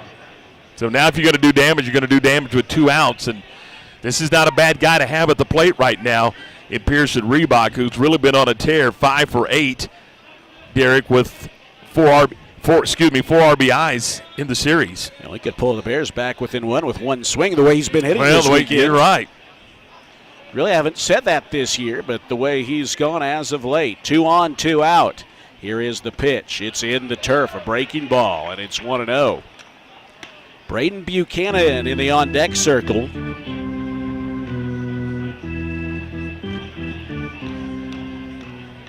Bullpen is quieted for the Bears. A lot of guys down there, but just guys standing around as Calder is settled in. Here's the 1-0 pitch. He's out in front of a breaking ball, swinging and missing, and it's 1-1. A little over anxious. One of the things that they talked to him about is seeing the ball deeper into the catcher. Let him recognize that spin. Sophomore from Rockwall has had a tremendous weekend. Here's the 1-1 pitch. It's an off-speed outside offering, and it's 2-1. Well, you hope it's a sign of things to come. It's been nightmarish for him, and he said he just kind of had to stick with it. And he has. He has. And he's been very good defensively all year long. 2-1. Here's the pitch up and away. 3-1. The walk here would load the bases for the Bears. Favorable upswing count to the Baylor lefty, Pearson Reebok, who has raised his batting average 23 points on the weekend.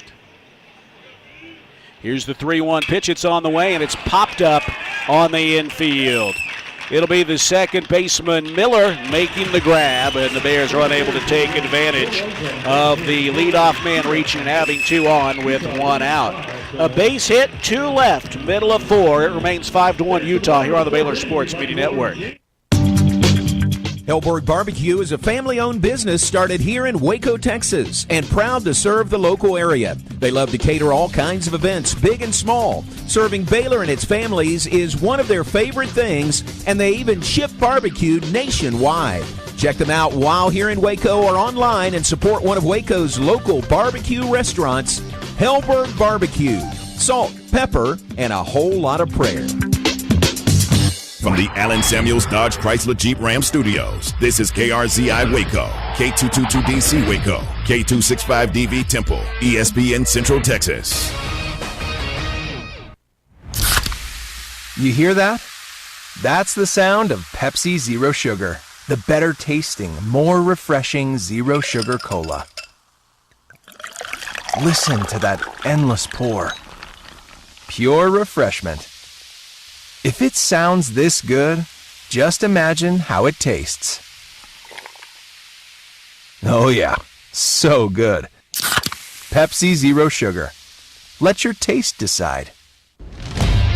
You're listening to Baylor baseball on the Baylor Sports Media Network. Hey, Bears fans, this baseball season, make Pepsi your go-to game day drink because it's the only drink for baseball watching. Pepsi. That's what I like, proud partner of Baylor Athletics. Bottom of the fourth inning about to unfold here at America First Ballpark, the first-year home of the Utah Utes. It's a 5-1 lead for the home team as they bat against Ethan Calder here in the bottom of this fourth inning. Lower third of the order due up, and the leadoff man has the biggest blow in this game, Matt Flaherty, who delivered a 3-run homer with 2 outs in the first inning to give the Utes at the time a 5-run cushion. First pitch. Fastball outside corners, strike one. Flaherty now hitting .307 with 6 homers and 39 runs batted in. He's been a good piece for them in the lower portion of the order. And he smokes one back the other way, deep to left field. Long run for Perez. He's not going to get there. It one-hops the wall and bounces over for a ground rule double. Flaherty is 2 for 2 today with a double and a home run, and he's aboard to start this bottom of the fourth. You know, they talk about matchups and you know, left on left, right on right, and who has the advantage, you know, advantage pitcher, right, when it's a left on left. Hitting's hitting. Weirdly enough, you look at Calder's splits, the batting average against lefties has been slightly better because you're right, the conventional wisdom and numbers for decades say that, but for whatever reason, that's not been the case as much with him, and it's odd. Here's Nevin Noonan. The DH, he bunted earlier. He bunted his way on. Here he squares, pulls back at a fastball low. That double by Flaherty snapped a string of 7 straight retired by Ethan Calder. But he's been in a good groove, Tom, since the second, so let's see if he can shrug that off. Here's the 1-0 pitch. Noonan squares again. That fastball is in at the knees for a strike. Hey, there's no question. I think Noonan's job is to move Flaherty to third base.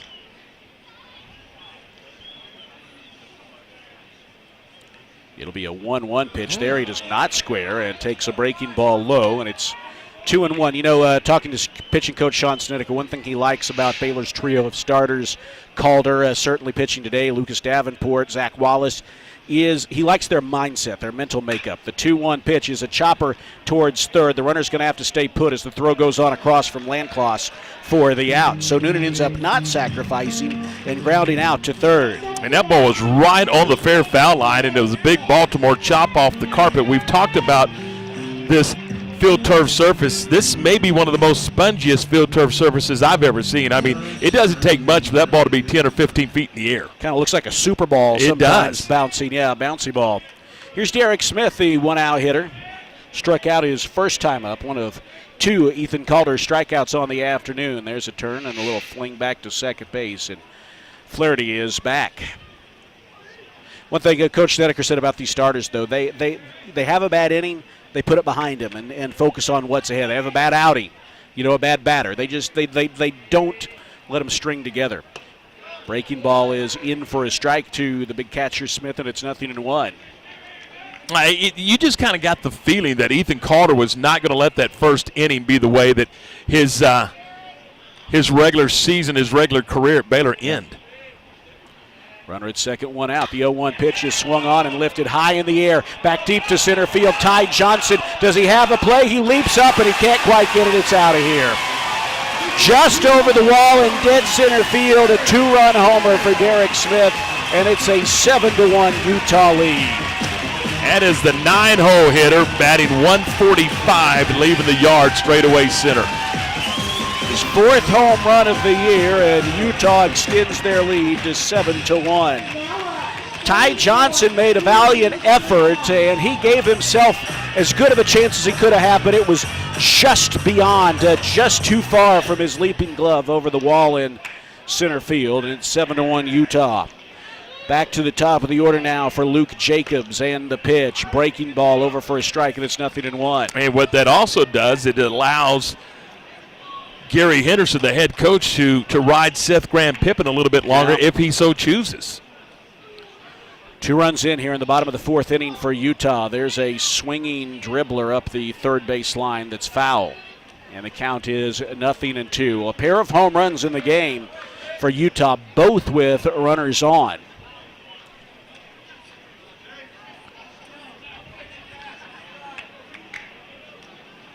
Tom, I believe of Baylor's 7 homers on the weekend, all but one have been solo. Brady's was a 2-run homer. Most of the others have been solo shots. The 0-2 pitch lifted foul by the leadoff man, Jacobs. And again, I know it's a 7-1 ball game, but in this ballpark, on a day like today, with the wind blowing out, I mean, it can turn in a hurry. I mean, it really can spin out of control in a heartbeat. 0-2. The pitch, swing and a miss. That's a strikeout. Got him with a slow breaking ball, and there's 2 away. 3 punch outs for Calder. I'll bring up Luke Jacobs, or Jake Long, I beg your pardon. Long with 4 hits in the last 2 days. All singles. Left-handed batter against the lefty Calder. He likes country music. He does. He's playing the Texas theme song. Pitch on the way, just missing with a fastball. You a Ella Langley fan? I like some, yeah. In fact, my wife and I imagine one day we'll try to see her in person. 1-0, breaking ball down. You are as well, right? Oh, absolutely. Yeah. I mean, you're talking about bolting onto the scene in a hurry, and then going from 0 to 60 in nothing flat. I mean, she is a superstar. 2-0, the pitch, a check swing and a foul, ricochets over to the Utah dugout. So Jason Cook, our vice president of marketing, my boss, who runs our concert efforts here, he's always open to suggestions, and I think he might have heard Ella Langley as a suggestion about as much as anybody out there. Here's the 2-1 pitch, lifted into center field. Coming on, Ty Johnson has to play it on the hop. And that's a 2-out single for Jake Long. That's his 5th home run. His 5th hit in the last 2 games. And that'll bring up Daniel Arambula. Reached on a fielder's choice and scored a run in the first inning. 2 runs in here for Utah in the bottom of the 4th inning to open up a 7-1 lead.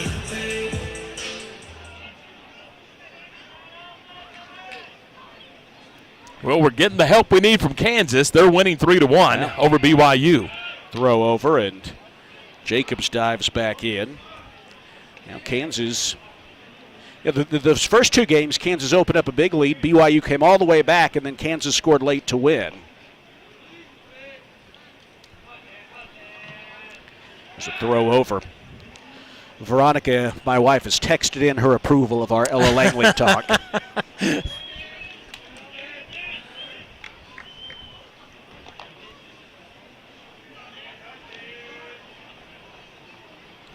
Here's the pitch. Runs outside, and it's 1-0. Well, if she's got nothing to do, maybe she can get online, start looking at some concert venues. I think she's done some of that. You've got to have a Cadillac budget these days to see her. I think the Smiths have plenty of money myself. I don't know about it. All those cats, they don't feed themselves. Here's the 1-0 pitch. In for a strike, and it's 1-1. You got a gaggle of cats, do you? Yes, a gaggle, yes. Yes. 7-1, Bears trail. 1-1. It's the 1-1 pitch. What your animal situation at home is? We're back to 1 dog. 1 dog, yeah. I knew you had 1. I couldn't remember if there was another one. What's the name and Maggie. Maggie? I had nothing to do with any of it. Fair enough. Here's the pitch. Swung on and missed, and it's 2-2. What kind of dog? Yeah. Yeah, fair. Okay, fair enough. It's a chocolate lab, is it not? It's a Australian Shepherd. I got it, and it's a lap dog, I can tell you that. Okay. There's a toss over to first, and Long back in. There were dogs at the hotel this morning. Have you noticed this? There were a lot of dogs. I did not. Got on the elevator with Coach Thompson, and there were 2 dogs on there. It was a pitch. Oh, good gracious. It just missed, if it missed at all, and the count is full. Full count here to the right-handed hitting Daniel Arambula, a runner at first. Tell you what, Calder's made a couple of good pitches here this at-bat that have not been called strikes. Here's the payoff pitch, and it's swung on and bounced foul, and what that's doing is making him throw extra pitches. to state the obvious.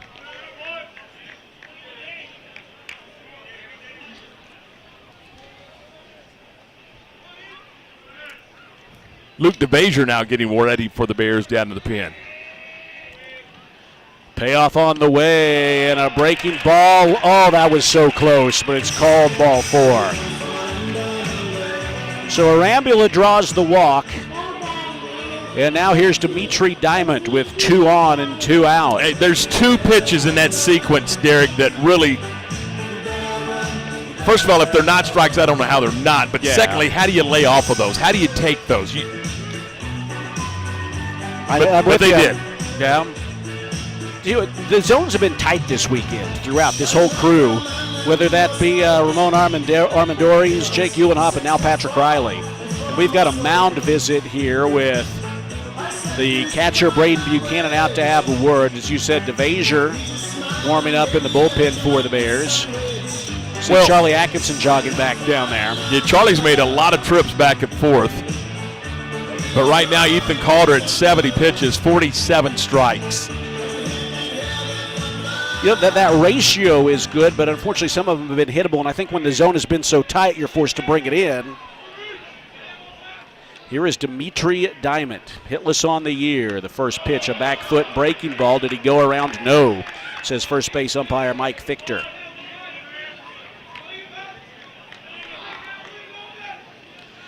Diamond has struck out all 4 of his at-bats this year. The pitch, breaking ball up and away, and it's 2-0. You got to go get this guy. You do. I mean, this is a guy, he's was inserted into the lineup after the injury to Gurney. You just got to go get him. 2-0 pitch on the way, upstairs, 3-0. Ethan Calder frustrated with himself. You can tell by the way he grabbed the throw back and tossing the baseball back and forth from his glove to his hand. Yeah, his body language right now says frustration. Here's the 3-0 pitch. There he pours in a strike, a fastball, 3-1. Well, you want that frustration to spur him a little better here as he's ready with the 3-1 pitch to the 2-out batting Diamond. He cuts it loose, and that's sliced foul. Diamond took a cut. That pitch, a fastball in the zone, and now the count is full. That'll send the runners on the move.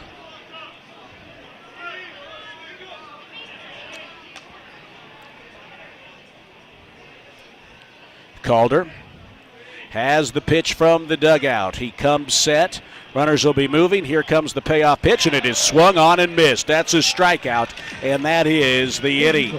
Nice job to bounce back there from Calder at the end after falling behind 3-0, but damage done in the inning. 2 runs on, 3 hits, a runner left. The big blow, a 2-run homer by Utah catcher Derek Smith. To the 5th inning we go. The Bears have the lower third of the order to up. Buchanan, Johnston, and Landclaws when we return on the Baylor Sports Media Network. If you need a trailer, Flat Rock Trailers has got you covered. From light-duty single-axle utility trailers to the big Tex tandem duals. We also carry a full line of enclosed cargo trailers. Need a motorcycle trailer? We've got them. Need a dump trailer? We've got the largest selection in the state. Oilfield trailers? We carry a full line of big Tex trailers to handle all your needs. Trailer repairs? We repair all makes and models. We'll even rent you a trailer if you need to use one for a day. Flat Rock Trailers, your #1 source for all your trailer needs. Find us at flatrocktrailers.com. Proudly serving Texas since 2007. Magnolia Realty is a full-service brokerage and a trusted neighbor, bridging expert industry knowledge with integrity and kindness. Known for their award-winning agents, Magnolia Realty understands the dynamics of making the real estate journey your own and the importance of trust from contract to close. You can find their local agents here in Waco and across the state, including in Dallas, Fort Worth, Austin, San Antonio, and Temple. To get connected and learn more, visit magnoliarealty.com. Here's to home. You're listening to Baylor Baseball on the Baylor Sports Media Network. 7-1, Utah leads as we head into the top of the 5th inning. Seth Graham-Pippen back out there. He has allowed a run on 2 hits in his first 4 innings. He has struck out 3 and walked a batter, and he'll face the lower third of this Baylor order. 7 runs, 8 hits, 1 error for Utah. A run on 2 hits for the Bears. Braden Buchanan will lead it off. He grounded out to third his first time up. Here's the pitch in for a strike, top of the zone, and it is 0-1, a breaking ball there. Toughest position in baseball, in my opinion, obviously, is catcher. He gets, you're going to get all the nicks and the dings, and, boy, he's done a nice job, hasn't he? He really has. Here's the 0-1 pitch. He turns on one and gives it a right deep down the left field line, but that is a foul ball. Wow. We don't have a good view of that. I think it was fairly close. We kind of lost sight there and had to look at the umpire. Gave it a ride, though. The 0-2 pitch on the way. He reached for a breaking ball and just got a piece of it foul. Tom, losing J.J. Kennett was a blow for the Bears, no doubt. You're talking about a guy who's the emotional spark plug of the team, and he was hitting .301. But I tell you what, Braden Buchanan has worked his way into playing here. So he's got more playing time into a guy who you don't feel that loss on the field quite as much. Here's the 0-2 pitch, but there he reaches for a breaking ball and strikes out for the inning's first out. One down, and here is Ty Johnson. Number 23, Ty Johnson. Left-handed hitter against the right-handed pitcher. Tom, we got you to do a little climbing yesterday. Yeah. How about that? I felt it afterwards. Did you? Yeah, of course I did. Yeah. I'm a little older than you. I don't know. You might just kind of be Iron Man up there. Where were we again? It was Ensign Park. Here's the pitch to Ty Johnson. Breaking ball outside corner for a strike. So there was a nice view. You drive up a hill, and then you kind of walk a hill that you keep climbing a little bit. It has a nice view of the entire city of Salt Lake City. It's called Ensign Peak. And you saw the Capitol, the skyline, and the mountains, the whole valley. Breaking ball outside corner again, 0-2. And when you say a hill, what you mean is a mountain. Sure. That's what you meant. Yeah, it was for a few minutes, it was just kind of straight up. But you made it. Here's the 0-2 pitch, and he bounces it foul into the Baylor dugout. I mean, you got up there, you got the picture. Live to tell about it. Yeah, I was looking for the oxygen machine. Sure. Beautiful city here in the area, in the Utah Valley, and that was a good view. Sofia Hernandez from Baylor Video was with us, the creative services team.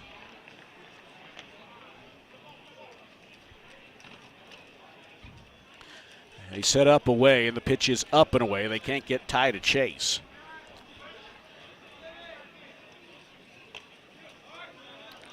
Base is empty, one out. Top of the fifth inning. Bears down by 6. Work to be done. Here's the pitch. He reaches for a breaking ball and bounces it foul down past the Baylor dugout. Ty battling here with 2 strikes. Pippen at 64 pitches here through 4 1/3 innings. I mean, he's approaching what would be the longest outing of the year for him. He's gone 5 innings once. The 1-2 pitch, that's stroked into right field, a base hit. Nice job there by Ty Johnson. After falling behind, he's able to reach out and yank that into right for a base hit. 9-game on-base streak for Ty. He's aboard with 1 out. Here's Cole Landcloss, reached on an error his first time up. And he's, hitting right at 300 here on this trip. So, I mean, that's a good sign. Yeah. It's a real good sign going into our Big 12 postseason tournament in Surprise, Arizona, either Tuesday or Wednesday, depending on the outcome of this one. Well, you're about to enter winter go-home mode, so you want everybody playing their best. Here's Cole Landcloss. Landcloss hitting .206 with a .404 on base percentage. He hits the first pitch to third. It's bobbled on a backhand pick by the third baseman, but what a job recovering by Arambula. He knocked that hard-hit grounder behind the bag at third down with a backhand, fumbled it, picked it back up, and threw Landcloss out at first. And that's a terrific play. I mean, you know what? Sometimes you tip your hat to the opponent. I mean, Landcloss did everything he could. He hit a sharply hit ground ball down the third base line behind the bag. And Arambula was able to go back there and, as you mentioned, field it, fumble it, and then still make a nice throw to first to get the out. Now, you do get Ty Johnson in scoring position, so a base hit could play another run for the Bears, who need them. In the top of the fifth, Travis Sanders struck out his last time up. On a strike him out, throw him out, double play. Bounces the first pitch foul behind the plate. Right off the mask of home plate umpire Patrick Riley. Glad he's all right.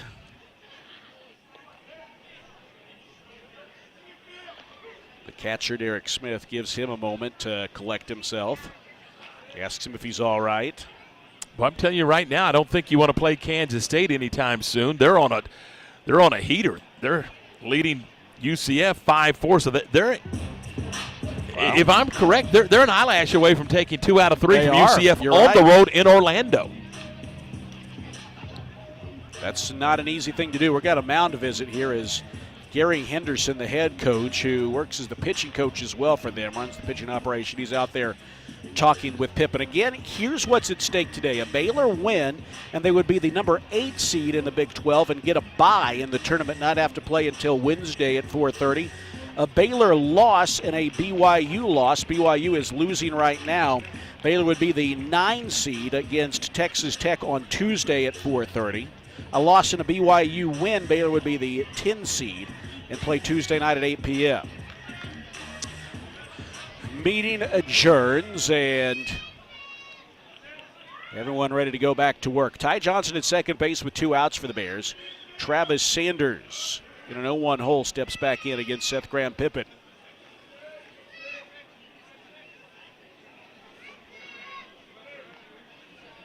Here's the 0-1 pitch. Oh, she swung at a ball there, breaking ball away. A defensive swing, he's fooled. And he's in a hole at 0-2.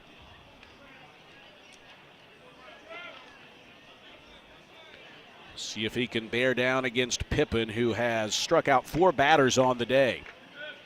The 0-2 pitch, down and away, 1-2. This kind of situation, Tom, you really need to steal a run with 2 outs. Yeah, get an answer. Yeah. You gave up the 2 spot in the bottom of the 4th. Get an answer.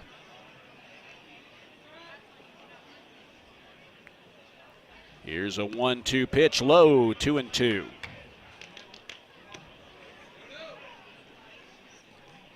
And I know the Bears just have the 3 hits so far this afternoon, but again, this is a very offensive park, Derek, and you can get going in a hurry. And the wheels can come off in a hurry for the opponent.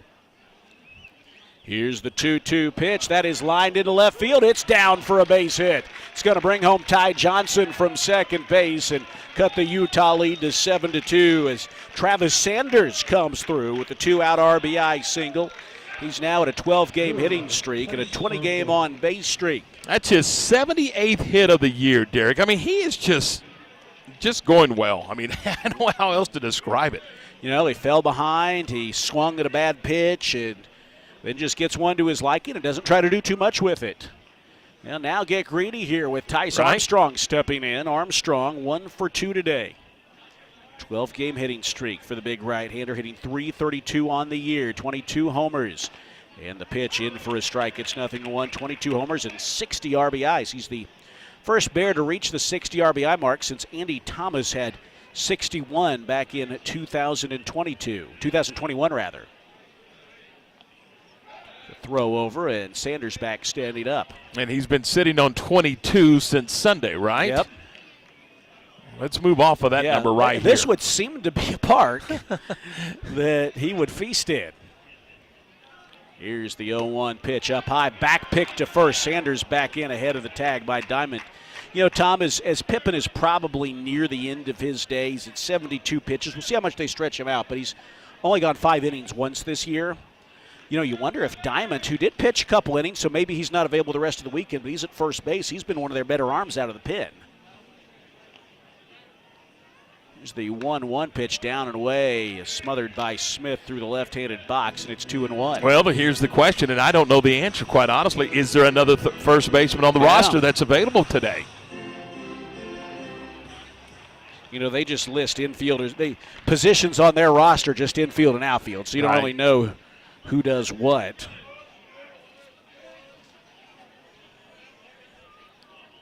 Here's the 2-1 pitch. He flinched and took ball 3. Well, you don't want to fall behind 3-1 to Tyce Armstrong. Runner at first, 2 outs, a run in for the Bears, who trail 7-2. Here's the 3-1 pitch, high, ball 4. I don't think he wanted any part of that. That's the intentional walk, wasn't it? Well, now here's Brady Janusek with one swing. He could pull the Bears within 2. I think they like this matchup better, though. Yeah. And you get that, but you also want Brady Janusek to make him pay for it. Oh, absolutely. And he's got the skill set to do it. I mean, he left the yard already here in Salt Lake City. Yeah, I mean, one in the gap. Let's see what happens.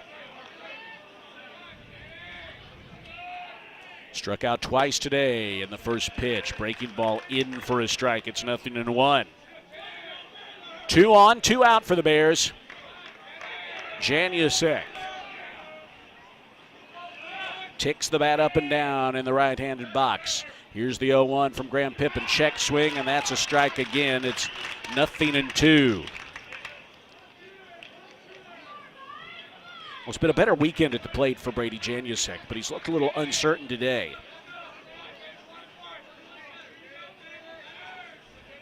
He's had one of the better freshman seasons in program history. The 0-2 pitch is swung on and lifted high in the air. Back deep to left field. An 0-2 pitch flies away. A 3-run homer for Brady Janusek over the wall in left field, and the Bears are back in it at 7-5. He did make him pay with his 13th home run of the year. Wow. No doubter. And just like that, we got ourselves a ball. Did somebody say that, you know what, this is a hitter's park and no lead's too safe? Wow. 3-run shot for Brady Janusek. All the damage done with 2 outs, yes. Derek. How about that? Now here is Dylan Perez. Home run number 13 for Janusek. I tell you what, he didn't look uncertain on that swing. No. On an 0-2 pitch. And it's a 7-5 ball game. Bases empty, 2 outs, and here's Dylan Perez taking a strike, and it's 0-1. Well, that'll get the dugout a little life.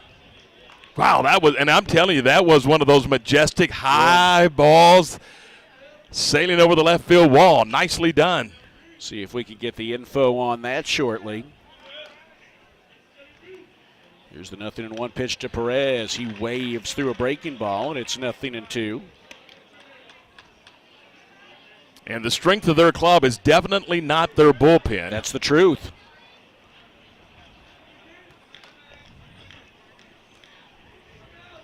It's a 4-run 5th for the Bears. Here's the 0-2 pitch to Perez, up and away. Now you wonder, Derek, how that crooked number for the Bears, how that affects how they use their bullpen. It's a good question. You got Bunch available today. R.J. Ruiz available by pitching on Thursday. The 1-2 pitch swung on and missed. That's a strikeout. But damage done. Baylor with 4 runs in the inning on 3 hits. The big blow, a 3-run Brady Janusek homer, his 13th of the year. We've got a brand new ball game as we head to the bottom of 5. Bears down 2 by a 7-5 score here on the Baylor Sports Media Network. Hey there, campers. It's Jan from Toyota. Time to pack your bags and buckle your seatbelts because this summer we're headed to Camp Toyota. And the fun starts now! We're kicking things off by kicking up mud. Jump in, campers. We're going off-roading in a powerful new 4Runner. Next, we're heading to the hot springs in a spacious Sequoia. Jan, what is that smell? Sulfur. Stinks. Now we're hitting the hiking trails in a rugged Grand Highlander. And finally, park your Tundras and Tacomas around the campfire because we're roasting marshmallows. Don't worry if you burn a few, folks. I brought a truckload. Your summer starts here. Right now, qualified buyers get 2.99% APR financing for 72 months, plus $1,000 subvention cash on a new 2026 Tundra. Dealer inventory may vary. See your participating Toyota dealer for details. Event ends June 1st. Toyota, let's go places. You're listening to Baylor Baseball on the Baylor Sports Media Network. Whole new ball game here in Salt Lake City. A 3-run homer by Brady Janusek caps off a 4-run top of the 5th inning. And the Bears, who were down by 6 runs to start the frame, are now down by just 2. That's 7-5. That home run, by the way, by Janusek 381 feet over the left field wall. His 13th of the year, as we mentioned, RBIs 46, 47, and 48. There's a new pitcher out there for the Bears. Ethan Calder's day is done, and R.J. Rue takes over. R.J. Rue for the Bears has been the main man out of the pen, a team-high 27 outings. That's 4 more than anyone else on the roster at the moment. A 2-1 record and a 3.2 ERA. He struck out 30 and just over 25 innings. He has walked 11. Opposing batters are hitting .239 against the junior from Salina, Texas. He'll come on to face batters 5, 6, and 7 for the Utes. Miller, Gilliam, and Flaherty looking for a shutdown inning here after the Bears put a 4 spot on the board in the 5th. Yeah, now it's a battle of the bullpens, for at least from Baylor's perspective. You would think it is. Yeah, I can't imagine that Pippen would be back out there. Yeah. But you never know. I mean, if he's their best option. Cal Miller steps in. R.J. Rue is waiting for him patiently and cuts loose the first pitch. It's a fastball low, ball 1. Tom, we have for Utah so far, we've not seen Cameron Nelson, who's a guy they use a decent amount. His numbers aren't great, though. Ryan Kittredge, someone else. There's a pitch missing 2-0. On the pen, they've also got a couple guys we haven't seen. Easton Jones and Ian Linnaeus, but none of their arms have great numbers. It's the second worst ERA as a staff. There's a check swing foul off the bat of Miller, and it's 2-1. Cal Miller today with a sacrifice fly to his credit. And there's a breaking ball well outside, too far for Braden Buchanan. It's 3-1. Well, you certainly, after putting a 4 spot up in the inning, you immediately don't want to go out and walk the first guy you face. It's been a problem for arms out of the pen this year. There's a swing and a fly ball back deep to right field. Brady Janusek on the run, but he chases it down. He had to throw his arm straight up in the air, the gloved left arm there, but he was able to spear that well above his head for the first out. You know, Derek, we talk a lot about Ty Johnson and the reads he gets on balls. I think that's an out because Brady Janusek got a great read. I mean, he was quickly turning and running to the wall, and what a nice job by Janusek. Hard hit ball, but it's just an out. There's a swing and a fly ball back deep to left field. Perez, though, will slow down at the front edge of the warning track and make the catch. They've hit 2 balls about a combined 640 feet into just 2 long outs. Wow. Now here's a dangerous hitter right now, Tom. Matt Flaherty, a 3-run homer, a double, and 2 runs scored today. And you know what? If he wanted to hit it at the warning track and have it caught, that's fine too. It's just trying to get out, so though it was a little disconcerting seeing those 2 hits hit as well as they were. Here's the pitch, wave and a miss. He was ready to swing from the jump there, and it's 0-1. Yeah, he was looking fastball, and he got a slider in the right-handed batter's box and didn't have enough bat. It'll be an 0-1, a wave and a miss at the same pitch. Yeah, exactly. You know what? Do it again. Yeah. Maybe even go a little further off the plate. R.J. Rue has the ball ready to throw. And Flaherty just now stepping back in. The 0-2 pitch on the way. Breaking ball. Backdoor. Ring him up. Strike 3 call. That's a 1-2-3 inning turned in by R.J. Rue. It was a little dramatic, but it's a 1-2-3 inning just the same. Tom will have the play-by-play when we come back in the 6th. Bears down by 2, a 7-5 score here in Utah on the Baylor Sports Media Network. Are you a diehard Bears fan? Sure, your entire closet is Baylor green and gold. All your pets' names have started with Judge, and that good old Baylor line is your ringtone. But do you have an official Baylor University toll tag? That small green and gold sticker reps the Bears and cuts your toll bill in half. Visit getmytolltag.com to purchase your specialty tag and deck your ride with Baylor pride. Small sticker, big savings, sick 'em Bears.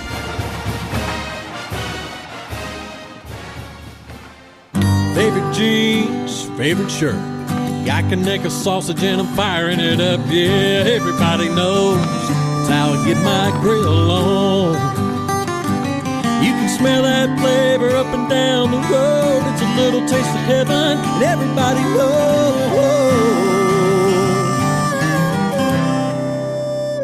how I get my grill on. Kanaka sausage. It's just a little taste of heaven.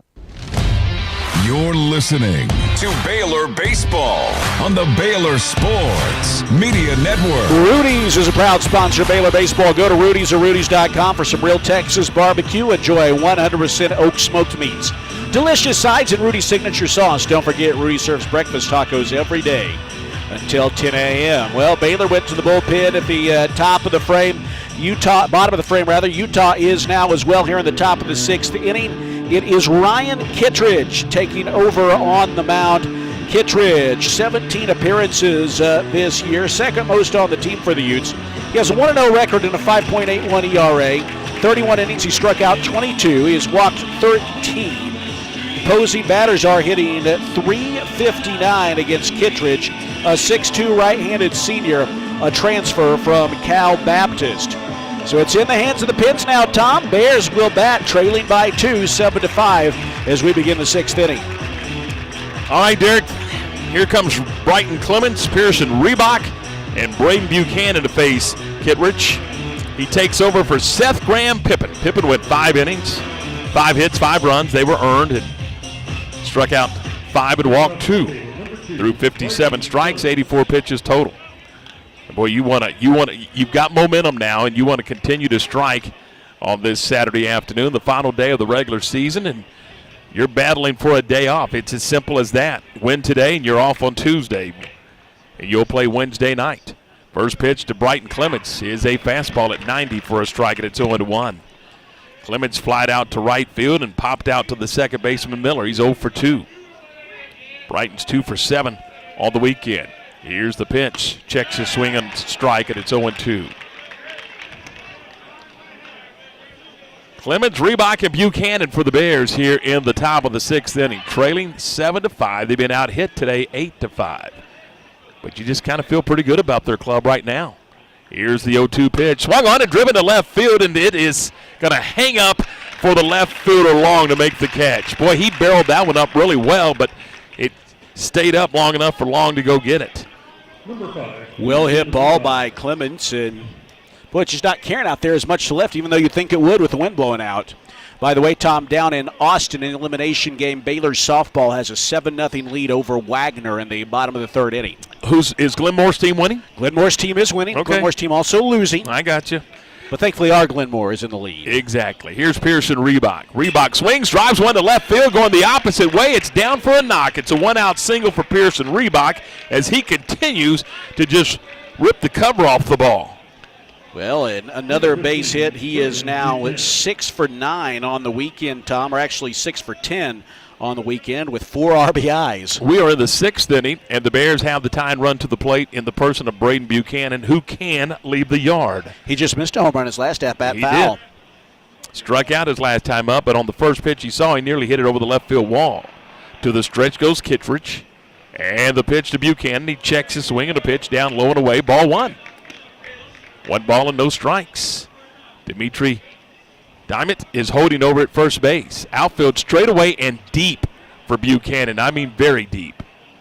Deep breath by Kittredge. He's ready, and here comes the 1-0 pitch. It's on the corner for a strike at a 2-1. He's got good velo. He's throwing it at 90 miles an hour. 1 ball and 1 strike. Bears trying to finish the season strong and head to Arizona for the Big 12 tournament on a roll. Here's the 1-1. Swung on and fisted foul out of play, and it's 1-2. 1 ball and 2 strikes.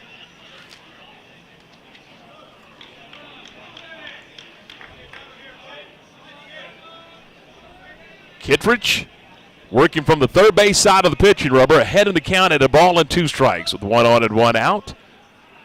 And Kittredge deals the pitch, and it is lined foul down the right field line. I mean, he just missed that one.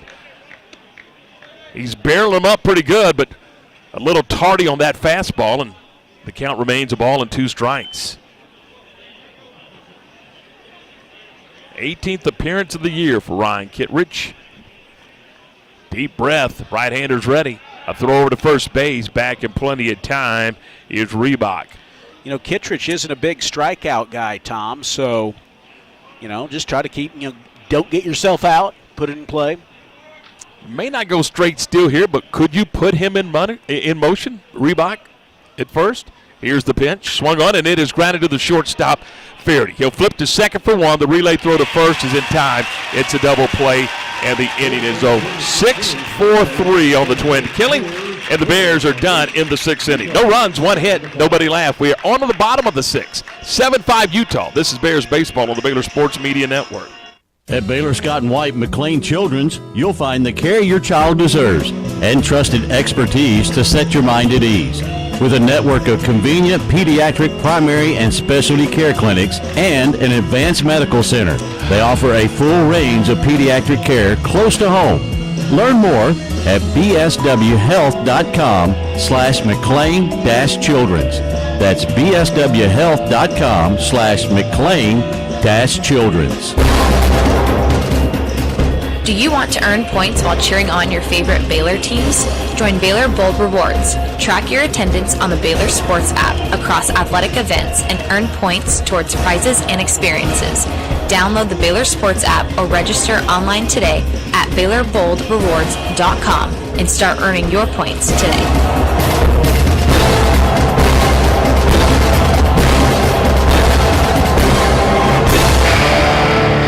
Listening to Baylor Baseball on the Baylor Sports Media Network. Cameron Savoy is back in our studios. Derek Smith, I'm Tom Barfield. We're glad to have you with us on a Saturday afternoon. Game 54 of the year. The Bears at 27-26, 13-16 in the league, and currently sit in 8th place. Utah at 26-23. They are 12-17 overall.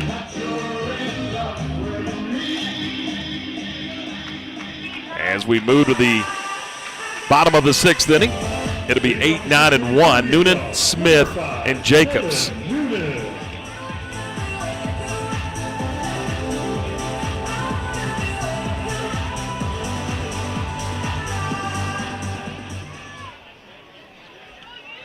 Noonan, 1 for 2, a bunt base hit his first time up, and he watches this one inside and low from R.J. Rouet for ball 1.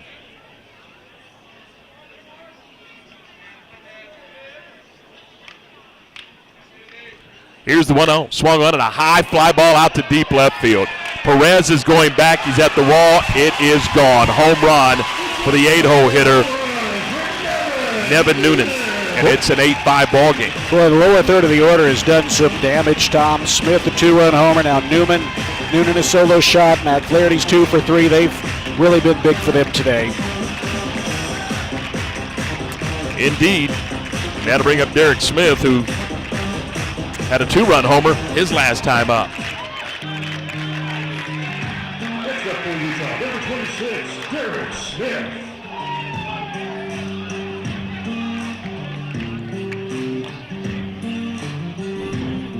So here's Smith, 1 for 2, struck out to end the first, and then the 2-run homer back of the 4th. First pitch from RJ is outside for a ball, and it's 1-0. It's 3 home runs on the day for Utah. A ball and no strikes, the 1-0. Wide for a ball. It is 2-0. This is kind of how I envisioned the entire series going. Yeah. With this ballpark. 2 balls and no strikes. The 2-0 pitch from RJ. It's a breaker in there for a strike, and it's 2-1. I think it just makes you have to appreciate all the more the job Zach Wallace did yesterday. I mean, he was fantastic. Not many pitchers have exited the games with their ERAs lowered this weekend. 2-1 is swung on, and a hot shot past Landcloss out in the left field. It's a base hit. Man, the bottom of the order for Utah is what's got them in the lead. Yeah, and you look, Tom, the top of the order hasn't done a lot of damage, and you want that to continue right now because the top of the order is up. Yeah, this is Luke Jacobs. He struck out his last time up. He's 1 for 3. He singled, then he was eliminated off the bases on a fielder's choice for the first out of the ball game. That's the 10th hit for Utah this afternoon. And here's Jacobs. He looks at a strike, and it's 0-1. So the inning began with a Noonan home run. Just the second home run given up by R.J. Rouet this year. he just hasn't given up many big flies. 0-1 the count.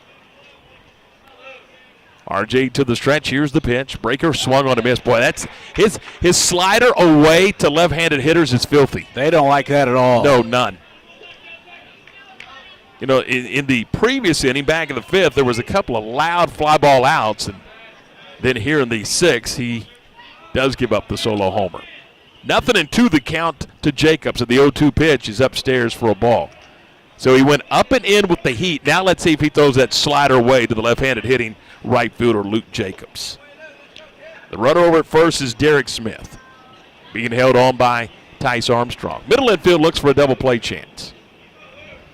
RJ to the stretch. A look over to first. Here's the 1-2, and it is a slider away, bounced into the turf and blocked nicely by Buchanan to even the count at 2 balls and 2 strikes.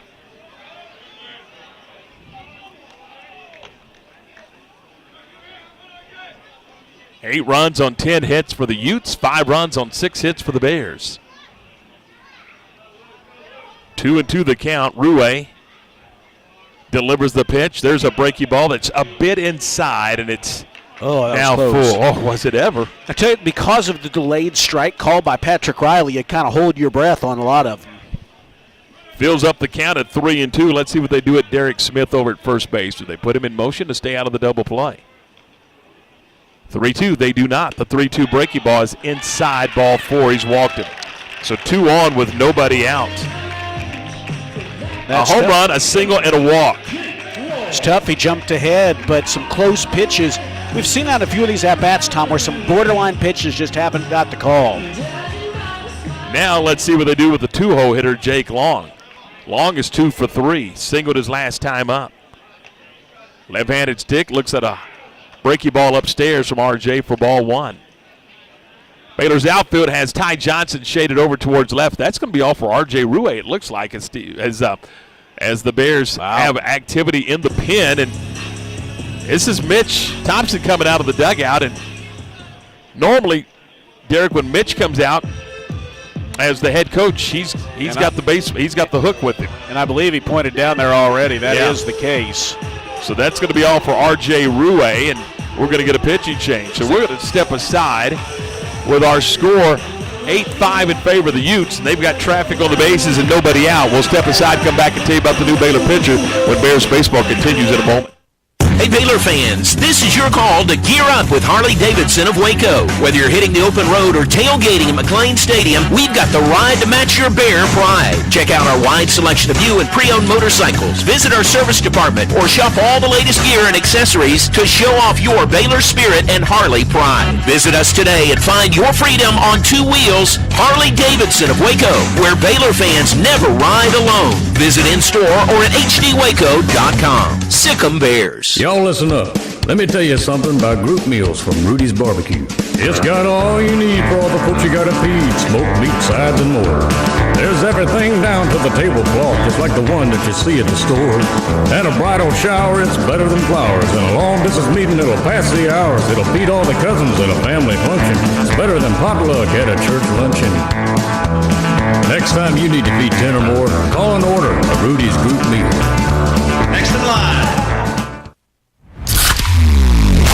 You're listening to Baylor Baseball on the Baylor Sports Media Network.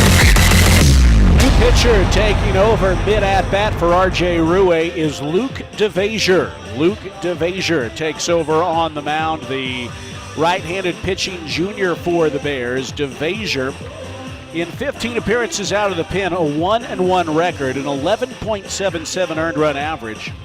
13 strikeouts, 8 walks in 13 innings. Opposing batters are hitting .367 against him.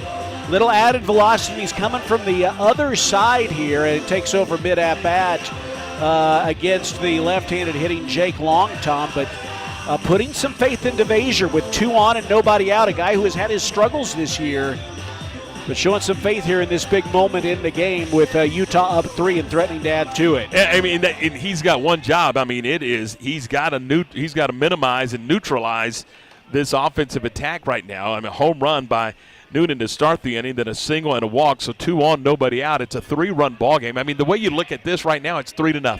That's it. And that's the way you got to approach it. So here's DeVasier ready to go to work against Jake Long with a 1-ball, no-strike count. And the 1-0 pitch is up and in for a ball, and it's 2-0. Really need a strike here. 2 balls and no strikes. Runner out at second is Smith. The runner at first is Jacobs. 2 balls and no strikes to Long, and the 2-0 offering is a bit high. It is now 3-0.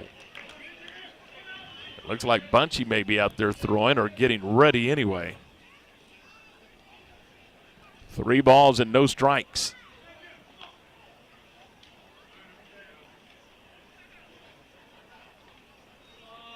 3-0 the count, and the 3-0 pitch is in there for a strike. It's now 3-1. Dotted the fastball there. Can he do it again? We are in the bottom of the 6th inning. 3 balls, 1 strike. A look back to second. And the 3-1 pitch is ripped into left center field. It's a base hit, and it's into the alley. Around third is Smith, and now they're going to throw on the brakes as Ty Johnson gets that base hit back into the infield in a hurry, and it loads the bases for the Utes with nobody out.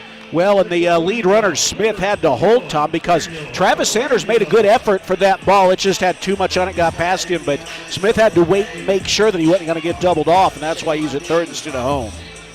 And here's Arambula. Arambula is 0 for 2 today. He did walk his last time up. Arambula climbs in from the right side. Base is loaded, nobody out. It's a 3-run game, 8-5 Utah, but they are threatening. Here's the pitch from Luke DeVasier. It is a breaky ball that doesn't break. It stays high for ball 1. That was a good snow cone snag by the catcher Buchanan to keep that from going to the backstop. Arambula hitting .275 on the year.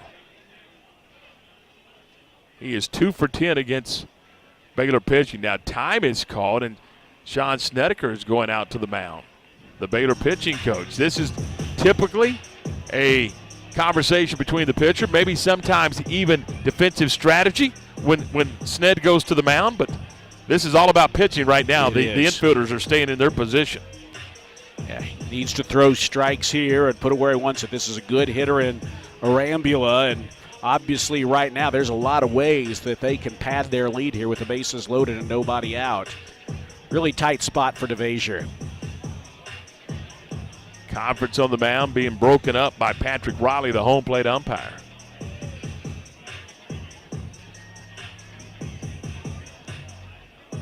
Yeah, we have big moments in ball games, none bigger than right now.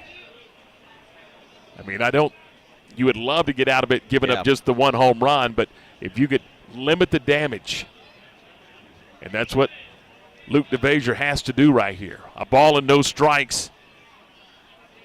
And the 1-0 pitch swung on, and a high fly ball down the right field line into foul territory. Long run for Janusek, and he's not going to get to it. And that squares the count at 1 ball and 1 strike. Arambula yesterday was 1 for 4. Thursday he was 1 for 4. 0 for 2 today with a walk. 1 ball and 1 strike to the Utes' third baseman. DeVasier, the third pitcher of the afternoon for the Bears, to the set position, and the 1-1 offering is a breaky ball that stays high, and it's 2-1. Boy, once again here a big pitch, a lot of leverage pitches when you come into a situation like this. 2 balls, 1 strike, nobody out. Bases full of Utes. Smith, Jacobs, and Long, the base runners. DeVasier's ready. Here's the 2-1 offering. Swung on and foul back. That squares the count at 2-2. I mean, this is a tense moment in the ball game. Wind continues to blow straight out to center field. 8-5 Utah. We're in the bottom of the 6th inning. 11 hits for the Utes, 6 hits for the Bears. DeVasier looking for the strikeout. 2-2 the count. Here's the pitch. Checks his swing on a pitch. Did he go? He did not go according to the first base umpire, and he dang sure did go. And that's got Sean Snedeker, and he's also got Mitch Thompson on the top of the step. And it's a heated conversation. Yes, it is. I agree. He went around Tom. There's no question. They both got it wrong. 3-2. Here's the payoff pitch. No place to put him. And DeVasier's 3-2. Bounces in. He walked in a run. And it's 9-5. That's tough. Bad calls are part of the game, but that was a pretty bad spot for a bad call with a young pitcher up there, and he made a pitch to get the strikeout and then couldn't replicate it. And it's a 2-run inning, still nobody out. And here comes Mitch Thompson. He's going to come get Luke DeVasier. So, Derek, we're going to get another pitching change. And I believe that's Bunch. And they're going to go to Bunch. Looks like Bunch is making his way down here. He's going to be called on to get the Bears out of this bases-loaded jam. I mean, this could be the game right here. You know, it's a 4-run lead for Utah. We've seen the Bears have an ability to come back, Tom, but you need to thwart this right now. It's not a closing situation. It's not even a game-winning situation, but I think everyone kind of senses you better reel this back in or it could get away. Again, I mean, it was a 2-run ball game 10 minutes ago. Now it's a 4-run ball game, and that's how quickly things can change. Still nobody out, and the bases are loaded. Well, Caleb Bunch, Tom, third in the Big 12 in saves. This is not a save situation, obviously, but he's got a 4-2 record, a 3.38 ERA, across 20 appearances, 7 saves. In just under 35 innings, he has struck out 39, walked 18. Opposing batters are hitting .248 against the senior, appearing in his final regular season game in a Baylor uniform. The big 6'6" right-hander is warming up with Braden Buchanan, and he's been in these battles before, Tom. He comes in here with the bases loaded and nobody out. Let's take a look at his inherited runner numbers. That's something that Max Calderon keeps in the notes, so as we can take a look. Caleb Bunch has inherited 19 runners this year. That's the most on the team, Tom. 19 runners inherited, 8 of them have scored. So about 30% of them or so have, I beg your pardon, about 38% or so of them have scored. So, little hit and miss, but can you minimize? Can you keep it to 1? Yeah, again, you're looking at the scoreboard, you're going, wow, it's a 4-run game, the base is loaded, nobody out. But it's still a ball game, Derek, because first of all, you're in the middle innings, you're in the 6th inning. And secondly, again, runs can be scored in a hurry. You look on the scoreboard, and the Utes got a 5 spot in the 1st inning, right? Well, the Bears got a 4 spot in the 5th inning. And that's how quickly this thing can change in this ballpark. And right now, the Utes have 2 in the bottom of the 6th and still nobody out. The base is loaded as Caleb Bunch continues to get ready. DeVasier faced a couple of batters, and that's it. And we're going to see a pinch hitter, Tom. They're going to bring on, in place of Diamond, who has obviously struggled at the plate, they're going to bring on their DH from Friday night, Blake Eckerly, it appears to hit here. 264 batter this season with a homer and 7 RBIs. So he will be the 3rd Ute to occupy that spot.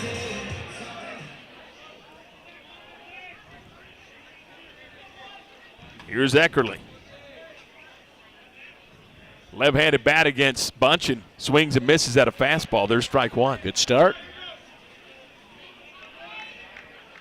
Eckerly from the left side, down to the count, 0-1. You would love a strikeout here. Bunch ready to work. And the 0-1 pitch. Breaking ball down and in, ball 1. 1 ball and 1 strike. Interesting to see what kind of discipline Utah has, Tom, particularly if he could get to 2 strikes. That changeup, if he can locate it, in a swing and miss pitch. 1 ball, 1 strike. Here's the 1-1, and it is a tapper right out in front of the mound. Grabbed by Bunch. He glove flipped. He couldn't hardly get the ball out of his glove. He glove flipped to the catcher Buchanan, and there's some force out at the plate, and there's 1 down. A little nerve-wracking for a second, Tom. That was a dribbler in front of the mound. He got on it quickly, tried to glove flip it, and it just stuck there for a moment. But by the time he was jogging in, he was only about 5 feet away from Buchanan. He just flipped it out of his glove for the 4-0. So Jacobs is forced out 1-2. Everybody moves up a spot. That means Long is at 3rd. Arumbula's at second, Eckerly's at first, and here's Cal Miller, the second baseman. Another left-handed bat to face Caleb Bunch. And the pitch. Here's a slider for a strike, and it's 0-1. That's a good pitch. It had a little dip to it, and he's ahead in the count to the second baseman, 0-1. Jumping ahead, both hitters. Miller 0 for 2 with an RBI sacrifice fly, swings and hits a ground ball out to Travis Sanders. This could be 2. Travis steps on the bag for 1, goes to first, in time, double play. Damage taken care of by Caleb Bunch. 6 for 3 on the twin killing, and the inning is over. It's a couple of runs, but that's it. It's a 9-5 ball game as we move on to the 7th inning, and this is Bears baseball on the Baylor Sports Media Network. From the Allen Samuels Dodge Chrysler Jeep Ram Studios, this is KRZI Waco, K222DC Waco, K265DV Temple, ESPN Central Texas. Hey Baylor fans, this is your call to gear up with Harley-Davidson of Waco. Whether you're hitting the open road or tailgating at McLean Stadium, we've got the ride to match your Bear pride. Check out our wide selection of new and pre-owned motorcycles. Visit our service department or shop all the latest gear and accessories to show off your Baylor spirit and Harley pride. Visit us today and find your freedom on 2 wheels. Harley-Davidson of Waco, where Baylor fans never ride alone. Visit in-store or at hdwaco.com. Sick 'em Bears. Y'all listen up. Let me tell you something about group meals from Rudy's Barbecue. It's got all you need for all the folks you gotta feed, smoked meat, sides, and more. There's everything down to the tablecloth, just like the one that you see at the store. At a bridal shower, it's better than flowers. And a long distance meeting, it'll pass the hours. It'll feed all the cousins at a family function. It's better than potluck at a church luncheon. Next time you need to feed 10 or more, call and order a Rudy's group meal. Next in line. You're listening to Baylor Baseball on the Baylor Sports Media Network. Welcome you back to Salt Lake City, Utah, and America First Ballpark, where the Bears trail 9-5. They've been out hit today 11-6, but you feel like you're right back in the ball game, Derek, after giving up just the 2 runs. It could have gotten away from you. Great job by Bunch. By the way, Tom, a defensive replacement. Zakiah Hawkins takes over at first base. At the moment, he'd be in the DH spot in the 4-hole. So Hawkins over at first. And for the Bears, here's Ty Johnson. As the Bears look to get going again offensively. Kittredge working from the third base side of the pitching rubber. Long look in for the right-hander. Now he kicks and comes home. And the first pitch is a fastball for a strike, and it's 0-1.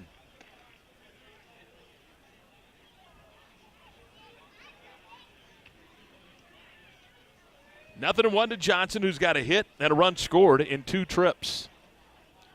The 0-1 swung on and a tapper back to the mound.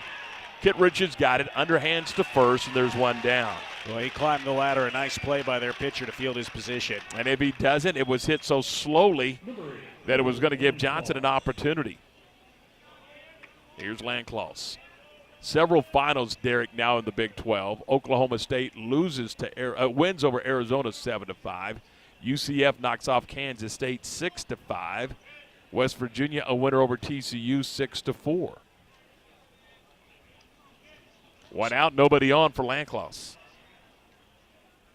And the first pitch to Cole is a fastball for a strike, and it's 0-1. So, Tom, we know the 2 teams coming into the day who are going to miss the Big 12 tournament. It is Arizona. They're in their home state.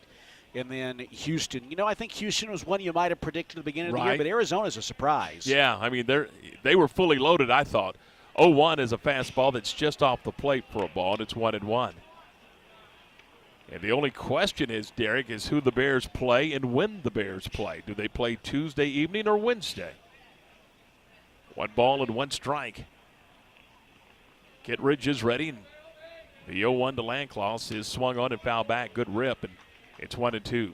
Tom, Arizona was picked to finish 2nd in the Big 12 preseason poll, so that's one that's way off. Baylor was picked to finish 11th, and with a win today, if they can come back, they'd finish 3 spots higher than that. 1 ball and 2 strikes. 1 out, nobody on. We're in the 7th. The 1-2 swung on and grounded foul. Off of the foot of Landclaus over to the third base dugout. That it was remains a sharply ball. hit. Yeah, remains a ball and 2 strikes. Landclaw's walking it off. Landclaw's looking for his first hit this afternoon. He's hitless in 2 trips. He did reach on an error back of the 3rd. He is 1 for 8 in the great state of Utah. The 1-2. Swung on and a drive out into right center field. On his horse is Gilliam, and he's not going to get to it. This one's all the way up the alley, over the fence, and it's a ground rule double, and a nice job by Cole Landclaw. How about that? A ground rule double on a 2-strike pitch. He really got a hold of that. And, you know, Tom, first 2 extra base hits of his career have come here this weekend. A home run Friday and a double tonight. That's his first double. And that'll bring up Travis Sanders, who singled and scored his last time up. And away we go, Derek. I mean, you got to love where you're at right now. You got 1 on, you got 1 out, and you got the top of the order ready to go to work on their bullpen. Kittredge ready to work with 1 on and 1 out. Trav is 1 for 3 today. An RBI single and a run scored back in the 5th inning.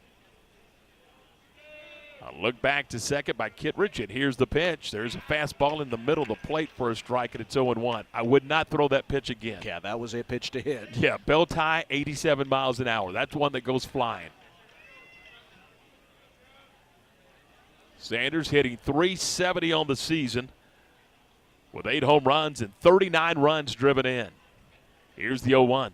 Swung on and a drive to deep center field. Back goes Gilliam looking up. It's gone. Home run. Travis Sanders. And it's a 9-7 ball game.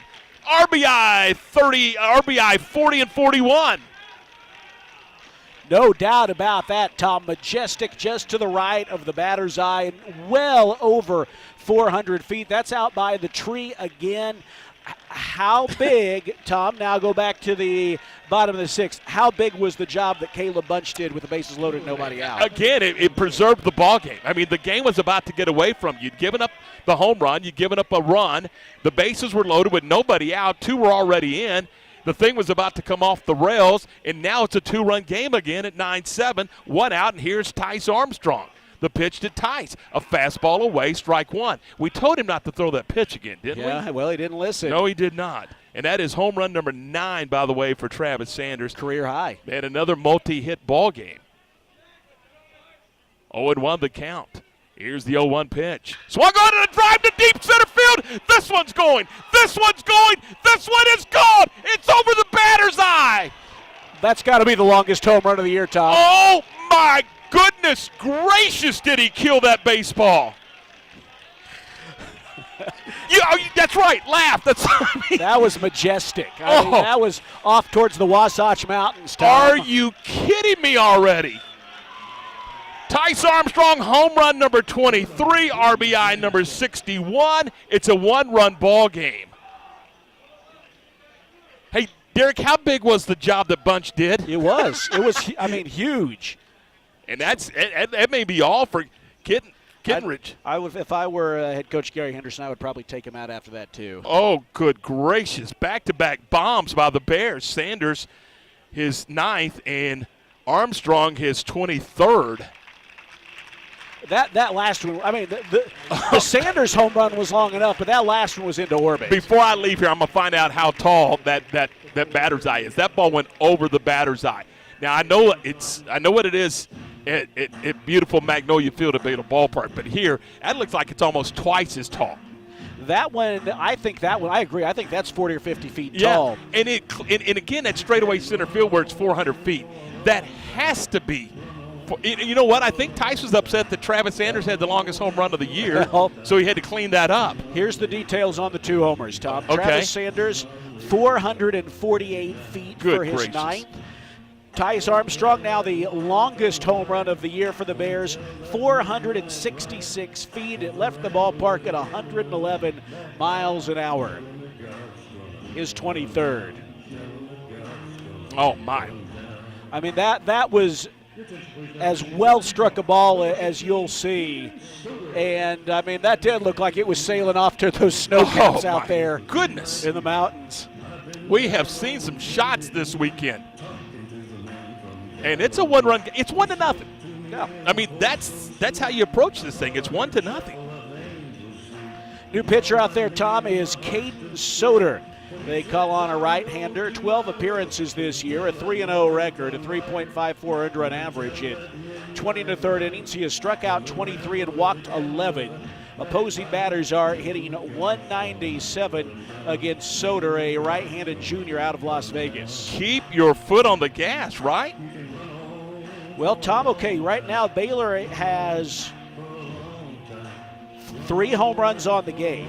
Right. So 10 on the weekend, 14 in their last 4 games. That is some kind of home run binge this team is on.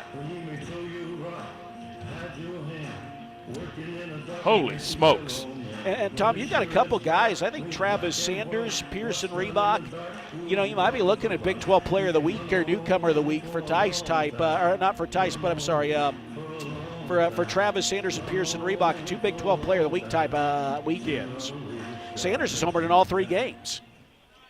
That is, and again, he's just absolutely destroying the baseball. Multi-hit game number 24 on the year for Travis Sanders. And here's Brady Janusek, who hit a 3-run bomb his last time up. And the pitch to Brady is a slider away, ball 1. He laid off that breaking pitch outside.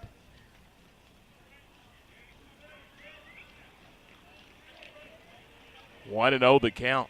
Here's the 1-0 pitch. Here's a breaking ball for a strike, and it's 1-1. Still just 1 out, Derek, so plenty of time to get going again. And when Baylor scores them, they're scoring them in bunches. 4 in the 5th, 3 in the 7th to go along with the 1 run in the 2nd inning. 1 ball, 1 strike, the 1-1 to Janusek, a breaker for a strike, and it's 1-2. That's not a strike. That's down, that's in. It's not a strike. But today it is from Patrick Riley. And it's 1-2. Janusek deep in the box from the right side. Down to the count of the ball and 2 strikes. And the 1-2 pitch. Swung on a miss, got him to chase one outside. And there's a strikeout. Yeah, that was a pitch you were really trying to entice him to chase, and he did you a favor in doing so. So Soder will face Dylan Perez with 2 outs and nobody on here in the top of the 7th inning. 9 runs on 11 hits for the Utes, 8 runs on 9 hits for the Bears. You think 9-8's the final score? Not likely. No way. Not today. Perez from the left side. Caden Soder's ready. Here's the pitch. Swung on and missed. He chased a pitch outside. And you know, the big thing, Tom, this is a pitching staff we've talked about for Utah that has a poor ERA, 2nd worst in the Big 12. Don't chase bad pitches and help them out. 0-1 the count. And the 0-1 pitch. There's a slider that's on the back side of the plate for a strike, and it's 0-2.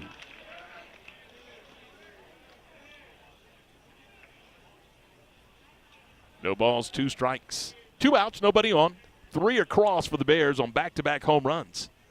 Here's the pitch. Swung on a miss, got him to chase one out of the zone. Dropped by Smith, throws to first to complete the strikeout.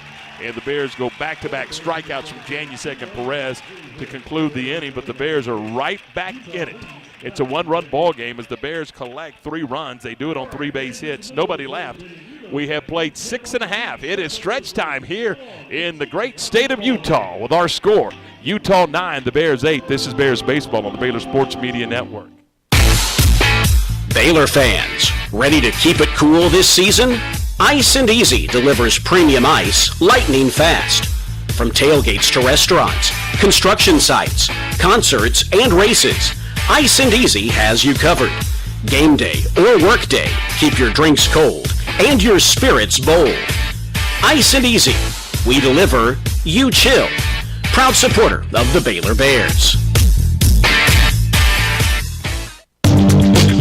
Hellberg Barbecue is a family-owned business started here in Waco, Texas, and proud to serve the local area. They love to cater all kinds of events, big and small. Serving Baylor and its families is one of their favorite things, and they even ship barbecue nationwide.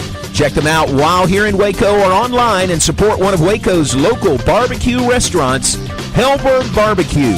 Salt, pepper, and a whole lot of prayer.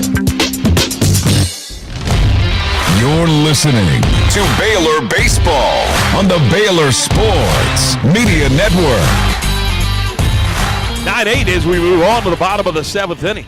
And Caleb Bunch out there to work for the Bears. It's fun, I'll tell you that right now, Derek. There's nothing boring about Game 54. These games have all actually been kind of fun, and certainly in stretches anyway, this weekend, and hopefully the Bears can play comeback in this one. By the way, Tom, Baylor softball kept their season alive, a run rule win over Wagner. They'll play Wisconsin tonight in an elimination game, but Baylor softball starter Sadie Ross threw the fourth postseason no-hitter in program history. Wow, nice. Congratulations. Here's Gilliam, the center fielder, 1 for 3, and his pitch misses for a ball, and it's 1-0. Gilliam singled and scored, drove in a run back in the first, then he lined out in the third and flied out in the fifth. He's 1 for 3.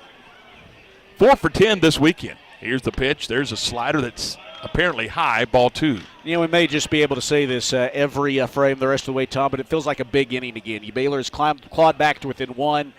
You don't want to let this lower part of the order that's been good tonight keep it going. 2-0, driven into left center field. That's a base hit, and it's up the alley. This could be extra bases. Cut off by Ty Johnson. Throws it back in, but it's going to be a hustling double for Jet Gilliam as he jets around the bases for a 2-hit day. Yeah, that was a rocket out to the alley there. And honestly, Ty Johnson did a good job to cut that off before it got to the wall. He might have had a triple. So a leadoff double by Gilliam, and he's at second for Matt Flaherty, who's been on a tear today. 2 hits and 3 trips. Flaherty a 3-run homer the first, and then a double and a run scored in the fourth before striking out in the fifth. So a 1 for 3 day. 5 for 10 against Baylor pitching this weekend. Flaherty up there left-handed, showing bunt, takes a strike, it's 0-1. I can't imagine Flaherty's bunting. I can't either. That was a surprise. Yeah, that's show and tell right there. There is no way in a 1-run ball game that's a slugfest that he's bunting. He's your guy right now. Here's the 0-1. He is bunting. He's going to bunt it up the first base line. Going to be grabbed by Armstrong. He'll flip to Reebok covering. Wow. And boy, was I dead wrong. It advances the runner down to third on the sac bunt from Flaherty. Here's a guy that's been on a tear, and you ask him to give himself up, and he does. I'm surprised by that, Tom. You know, Gilliam was already in scoring position. You got a guy in Nevin Noonan who's 2 for 3 today with a home run, but surprised with as well as Flaherty's been swinging that's what they went with. And the Bears are going to bring their infield in, down 1 with a insurance run for Utah at third base for Noonan, who homered his last time up. Right-handed stick, and he swings and hits a ground ball. Diving is the Landcloss. He throws home and is dropped by Buchanan, and the run scores. A diving effort by Landcloss at third. He gets up and throws home, and Buchanan can't handle it, and the run scores.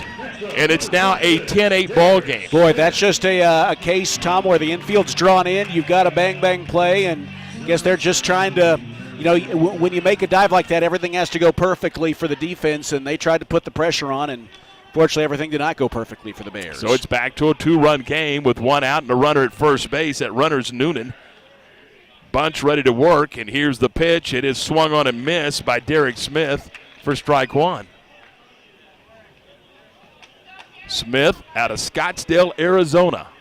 Down to the count, 0-1. Deep in the box of the right side.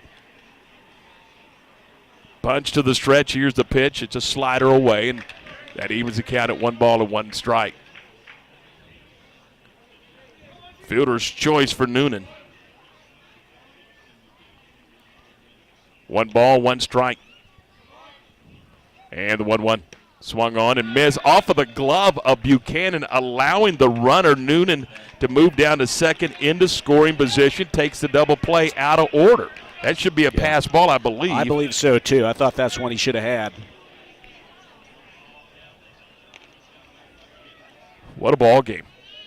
10-8 in favor of Utah. We're in the bottom of the 7th. Bunch ready. A look back to second base, and here comes the 1-2 pitch. Here's a slider away, and well, I'm telling you, that close. Like, again, very good pitch. 2 balls and 2 strikes. 1 out, 1 on, 1 in here in the home half of the 7th for Utah. Bunch checks the 2-2. Ground ball fouled. It remains 2 balls and 2 strikes. Again, after the ball game, it is on to surprise Arizona for the Big 12 tournament.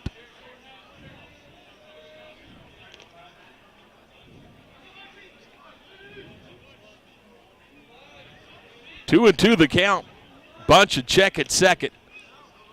And the pitch swung on and grounded sharply foul over towards the dugout, occupied by the Utes. And it remains 2 balls and 2 strikes. Derek, the difference, and we've mentioned it on several occasions, the difference in this ball game is whether or not you play on Tuesday or whether you play on Wednesday.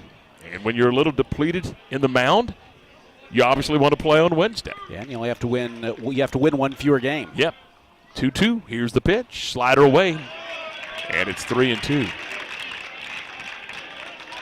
First base is open. You don't have to give in to Smith, but then you're looking at the top of the order if you don't get the out here. A run is home. There is one out. A runner at second. A full count to Smith, and the payoff pitch is swung on a miss. He struck him out. And it's dropped by Buchanan. He'll pick it up, throw to first to complete the strikeout, and that's a big out. And there's 2 down. First strikeout for Caleb Bunch, and the 6th on the day for the Bears. And, you know, it just goes to show you, I was going back to the sacrifice bunt where I just didn't think that they would have Flaherty bunting, but, you know, they obviously know their ballpark, and they know how important adding on is here. But it just seems to me that there's so many big innings available to you in this ballpark that one, you want one anytime you can get it, but you'd rather have 3, right? I agree.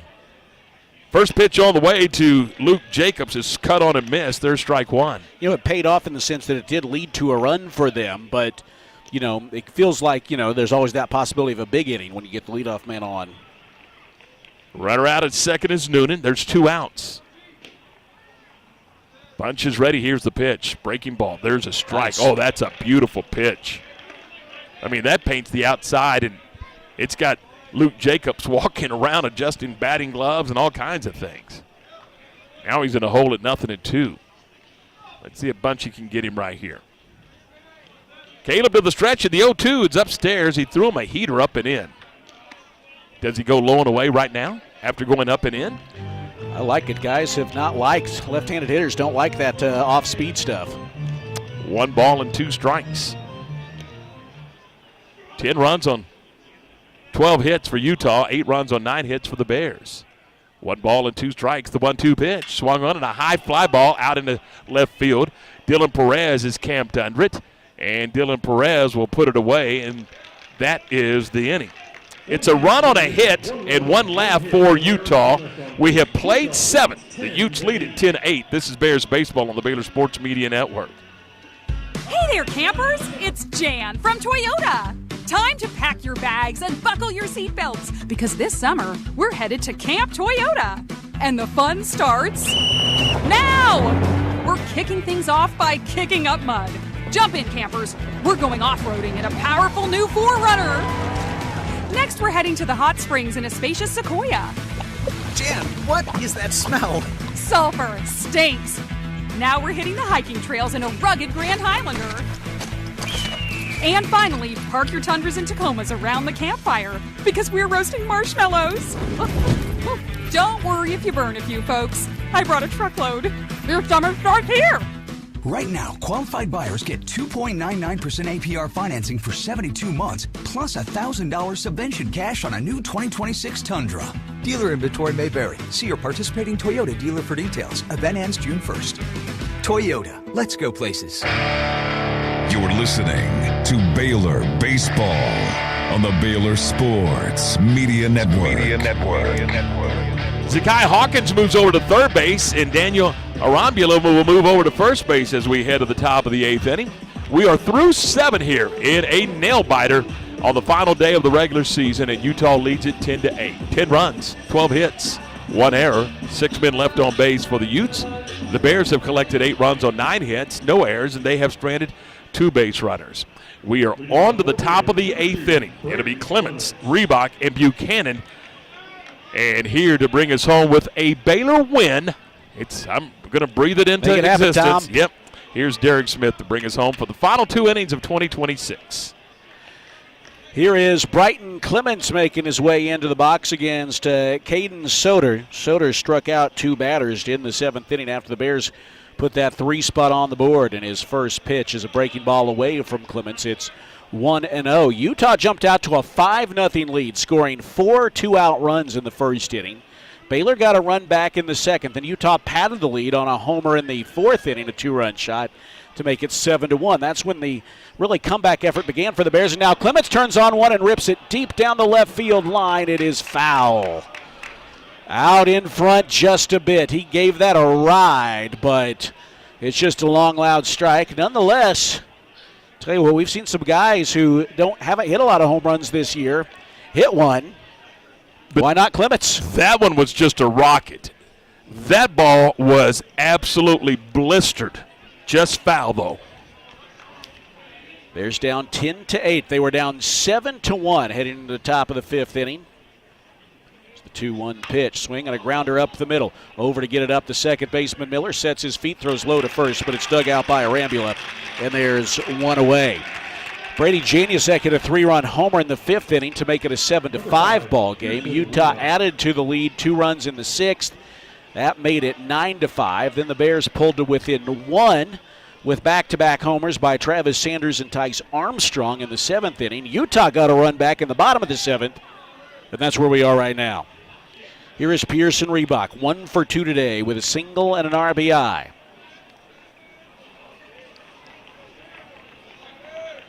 Here's the pitch from Soder. Breaking ball over for a strike. Now, Tom, 5 outs to work with is a lot, but there are only 5 left, so you gotta take advantage of the at-bats here.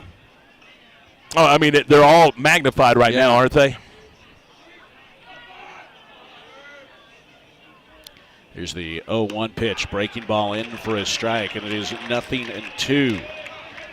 Got some home run stats from Max Calderon that we'll share momentarily. Best SID in the business in baseball, Max Calderon. We got some great ones here at Baylor, and he's outstanding. Here is the 0-2 pitch. Bounces up there, blocked by Smith. Tom, we have a stat package that goes back to 2003 that really allows you, I say we, Baylor Athletic Communications, that allows you to really go deep into the stats. Right. Find things that are hard to find. It only goes back to 2003, though. This is the 10 home runs, the most in a series since at least 2004. Here's the 1-2 pitch, backdoor breaking ball just off the outside edge. It's only the 5th time since 2004 that Baylor has hit at least 8 home runs, and obviously Baylor's already eclipsed that by 2.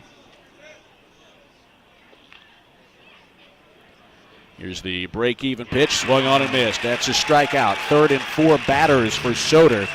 He's retired 4 straight since coming on, and there's 2 away. He's done a nice job for them.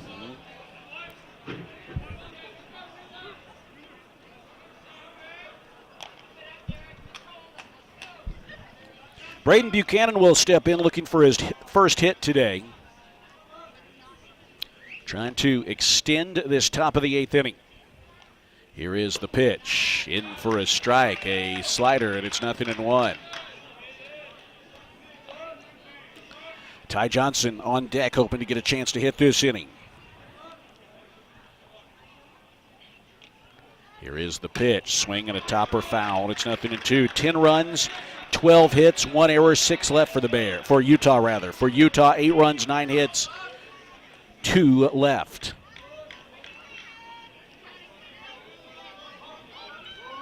Buchanan trying to battle out of an 0-2 hole. Soder has had some strikeout success since coming on, and he hits him. A breaking off for a split second. I thought the umpire was about to call him back. He is telling the Utah dugout that Buchanan was in the box when that hit him. That's what I thought was the 100%. You're entitled to the batter's box. You don't have to get out of the way. I mean, I'm not real clear what the argument is. I think they think he was leaning in, but he was not. He was not. Because he was clear. The umpire, we could hear him clearly say he was in the batter's box. Yeah, he was in the batter's box, and he's entitled to the batter's box. It used to be once upon a time you had to get out of the way. They want to review this, Well, Tom. let them review all they want to, but I'm telling you, he didn't do anything wrong. No, I didn't think he leaned into that. Gary Henderson is obviously sure enough. Now, this is our first review of the day, so they've got a couple. But this is interesting that they're reviewing this at this juncture to see whether or not he leaned into that. You know, once upon a time, Derek, the rule stated that you had to make an effort to get out of the way of the pitch. Now it simply says that the batter's entitled to the batter's box. And he was in the batter's box, at least it sure appeared. Yeah, absolutely. Absolutely. So we'll see. Gary Henderson argued immediately and with some emphasis, and obviously thinks enough of what he saw to challenge. See if we can get a look at this here, Tom. So we're going to pull up a replay here and see if what we've got. But I believe, again, unless there was something that we didn't see from the backside, and again, we are kind of on the backside, and Mitch Thompson's like, what in the world? He's out talking with the home plate umpire. All right, we're going to get a look at this here. And again, it was a 2-strike pitch. No, I mean, his arm was at the edge of the batter's box, but he's still in the box. He turned to take it on the back of the arm, but he did not lean out over the home plate.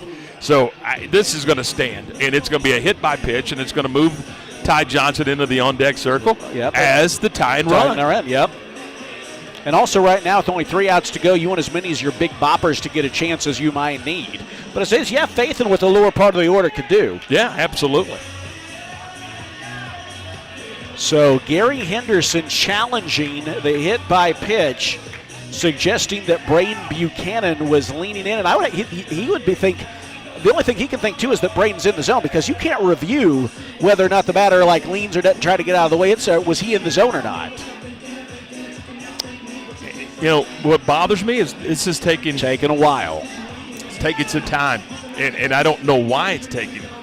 Again, we saw the replay. He did not turn into it. And here comes our crew chief. Oh, He's my goodness. Out. My goodness. That's incorrect. It's overturned, and now Mitch Thompson out of the dugout. Mitch Thompson, this you can get yourself tossed here if you argue a call that was already reviewed. He's at least going to ask, I would think, for an explanation, because it didn't look like that, but he revealed that they ruled that he intentionally turned into it, and that is a strikeout, and that's all for the Bears here in the 8th inning. We head to the bottom of the 8th. It remains 10-8 Utah on the Baylor Sports Media Network. You hear that? That's the sound of Pepsi Zero Sugar, the better tasting, more refreshing Zero Sugar Cola. Listen to that endless pour. Pure refreshment. If it sounds this good, just imagine how it tastes. Oh yeah, so good. Pepsi Zero Sugar. Let your taste decide. Do you want to earn points while cheering on your favorite Baylor teams? Join Baylor Bold Rewards. Track your attendance on the Baylor Sports app across athletic events and earn points towards prizes and experiences.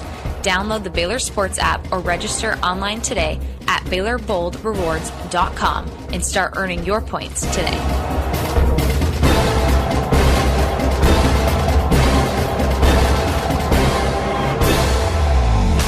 You're listening to Baylor Baseball on the Baylor Sports Media Network. It remains 10-8 as we head into the bottom of the 8th inning. A call that we see from this vantage point, and based on all the reviews we see, as a very poor one, has robbed Baylor of an opportunity to have the tying run at the plate. And so we roll on to the bottom of the 8th inning. It is a 10-8 ball game. Braden Buchanan was hit by a pitch in the right-handed batter's box. It was ruled that he was given first base on the field, but upon review they overruled it and said he intentionally turned into the pitch. And that robbed the Bears of an opportunity. And so now it remains a 10-8 ball game heading into the bottom of the 8th inning. And the leadoff man swings at the first pitch he sees and rips it foul. It's Jake Long.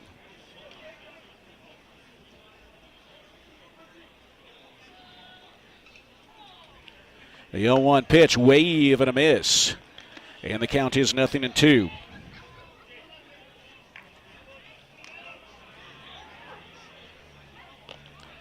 Well, Caleb Bunch jumping out ahead of a very good hitter, and he just misses the outside corner with an off-speed pitch, and it's 1-2. Derek, we got to move on, but the simple fact is he did not lean out over the plate. Right. He turned to get hit in the back of the arm. 1-2 bounces up there. We see guys turn in all the time, and it turns in, looks like you're turning in the pitch because they're trying to turn back and get out of the way. And again, just like the home plate umpire said, Patrick Riley, the batter's box is the hitters. Check swing at a breaking ball. He went around, says third base umpire Jake Uhlenhop. That's his strikeout to start the inning for Caleb Bunch, his second in relief. Bunch, since coming on, Tom, has pitched 2 innings, allowing a run on a hit, 2 strikeouts and a walk. Make that 2 1/3 innings now for Bunch. And the batter is Daniel Arambula. He's reached 3 times today, a bases-loaded walk, a walk, and a fielder's choice. He swings and lifts one back deep to center field, but Ty Johnson has it measured, and he chases it down in front of the warning track for this second out. That will bring up a new batter in the cleanup spot. It is Zakai Hawkins. Well, their first baseman, Cameron Gurney, appeared to injure his wrist in a collision at first base early in the game with Brighton Clements. They've had 4 first basemen today, trying to get that right combination of hitters at the plate of the cleanup spot and defensive players at first base. The pitch to Zakai Hawkins is in for a strike. If you're wondering, in the top of the 9th inning, the Bears will have Ty Johnson, Cole Landcloss, and Travis Sanders up.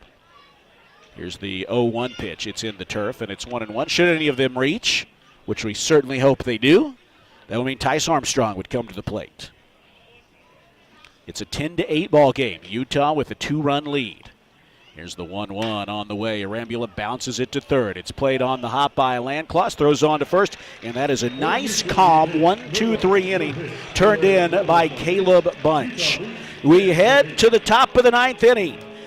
A series in the balance here between the Bears and the Utes. The Bears trail by a 10-8 score with 3 more outs to go. It'll be Johnson, Landcloss, and Sanders due up when we return on the Baylor Sports Media Network.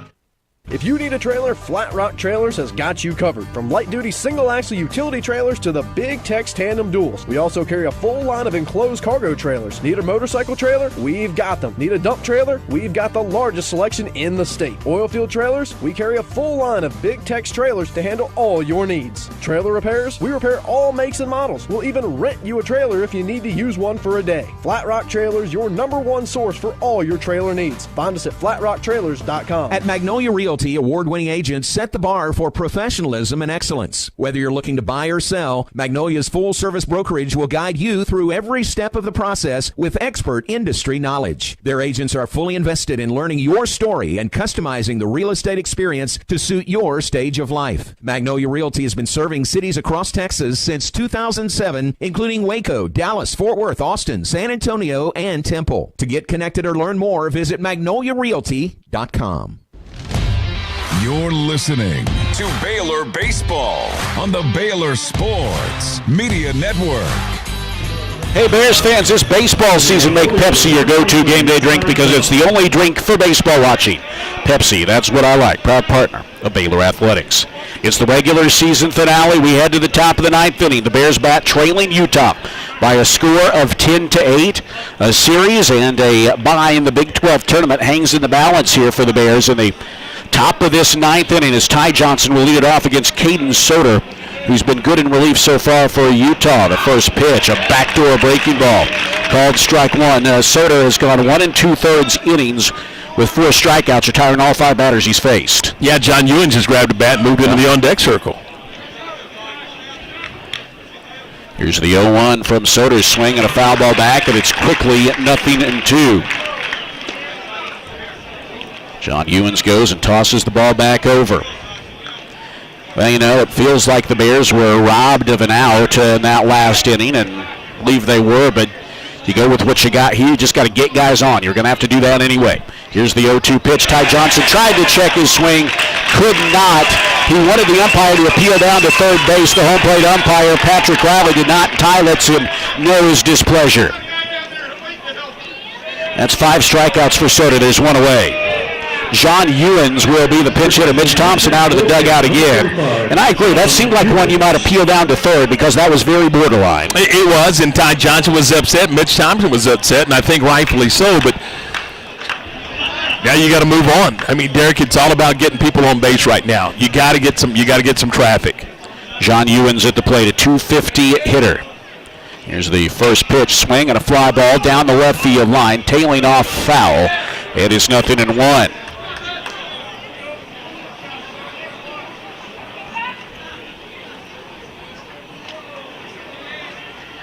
John Ewens, the Waco area product out of Bosqueville High School. This year in pinch hit opportunities, he's 3 for 13, a .231 average. Those 3 pinch hits, the most on the team. Trying to get one here, the 0-1 pitch. Strike on the outside corner, a breaking ball, and it's 0-2. And he was upset with that call. You can see you can just tell by the body language that, hitters have a command of the zone or should have a command of the zone, and what they're seeing right now just not working. They're frustrated. Yeah, no question. Here's the 0-2 pitch, off speed and off the plate. And if you're Soder, you do exactly what you just did right there. You keep going a little further out if you can see what you can get from the umpire.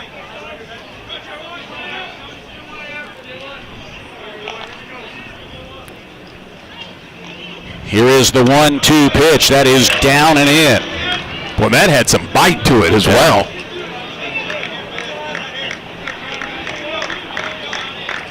Two balls, 2 strikes.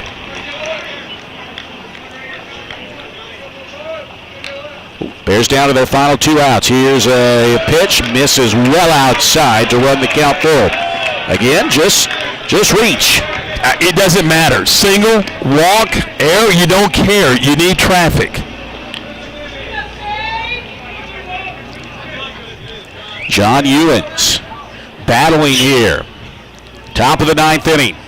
Here's the payoff pitch, and that is just off the plate away, ball 4. Ewens draws the walk, and here is Travis Sanders. Sanders 7 for 14 on the weekend with 3 home runs. We'll see a pinch runner, Bo Caraway, at first base. Travis Sanders represents the potential tying run here in the top of the 9th inning. And you've got Tice Armstrong on deck. Sanders homered his last at-bat, a 2-run shot just to the right of the batter's eye in center field.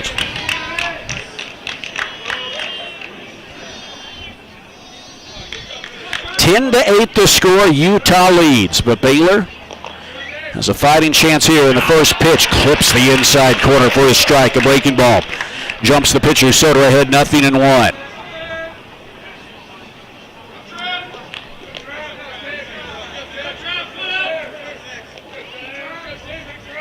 Soder, a deep breath. Here's the 0-1 pitch, a wave and a miss at a breaking ball, and it's 0-2. Just bear down here. You know, we think about the home run last at-bat, but base hit, something simple. He's a good 2-strike hitter, which is odd to say for a guy who does have as many strikeouts, but we've seen him come through in these situations. Here's the 0-2 pitch, swing and a line drive into center field. They're going to have to play it on the hop. It's a base hit for Travis Sanders, and the tying runs are aboard. Here comes Tice Armstrong, the potential go-ahead run. 3-hit day for Travis Sanders, an 8-hit weekend, and more importantly, right now, the Bears are in business 2-on-1 out against Soder. Soder had retired the first 6 batters he'd faced. But, Tom, if the Bears are able to come back to win this game, I think you look at that John Ewens at-bat as something particularly meaningful. He drew the walk, and we may see a pitching change. Well, and here's the thing, Derek. I mean, by the way, that is the 10th 3-hit game of the year for Travis Sanders. But there's no pitching around the middle of the order with traffic on the bases, and that's how big the Ewens walk was. I mean, it was just huge. And now, I mean, you've got and look, they're going to work down in the pen right now, and that is going to be all for Soder. And I thought it was pretty effective, quite honestly. You know, he walked a batter on a borderline pitch and gave up a hit up the middle, but everybody gives up hits to Travis Sanders. I mean, Travis Sanders came into the weekend hitting over 360. He's raised that batting average this weekend. New pitcher out there for the Utah Utes is Justin Abercrombie. Tom Abercrombie, we saw him a little bit yesterday. He's got 3 saves on the year, a 1-2 record, and a 7.71 earned run average. He's actually been hit fairly hard this year. 23 strikeouts, 13 walks, and 25 2/3 innings. Opposing batters are hitting .321 against him. Tommy's given up 11 doubles and 6 homers. But he's the guy they call on here.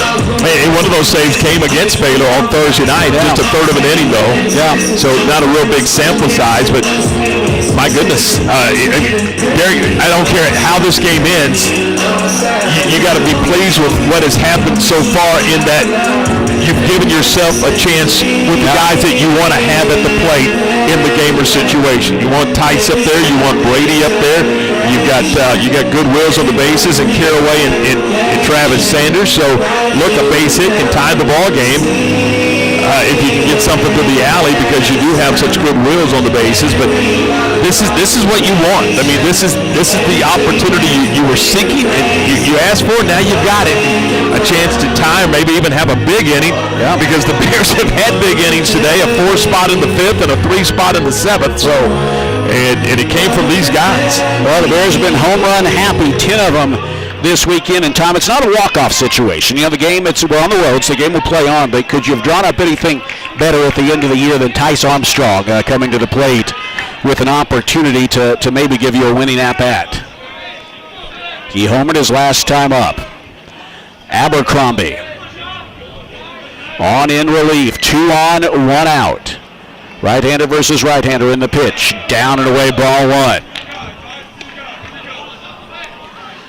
You're right, Tom. Before those 2 batters reached, Soder had been a very difficult puzzle for the Bears to figure out, but Gary Henderson wants his closer. Look back at Caraway at second, and the 1-0 pitch. Swing and a drive! High and deep and way out of here! The Bears are in front, 11-10! No doubt about it! An absolute rocket off the bat of Tice Armstrong, his second of the game, his 24th of the year, and the Bears have their first lead of the day. Partner, I can't explain this on the radio, but I'm going to try.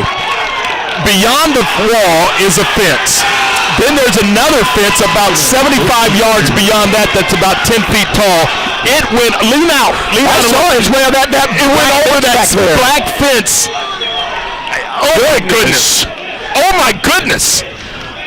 4 homers on the day for the Bears. That's just, what, the 3rd time in a week? Time in a week. And the Bears are in front for the first time, and now here's Brady Janusek.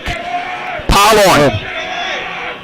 11-10 Bears, the pitch. Up high, ball 1. Goodness.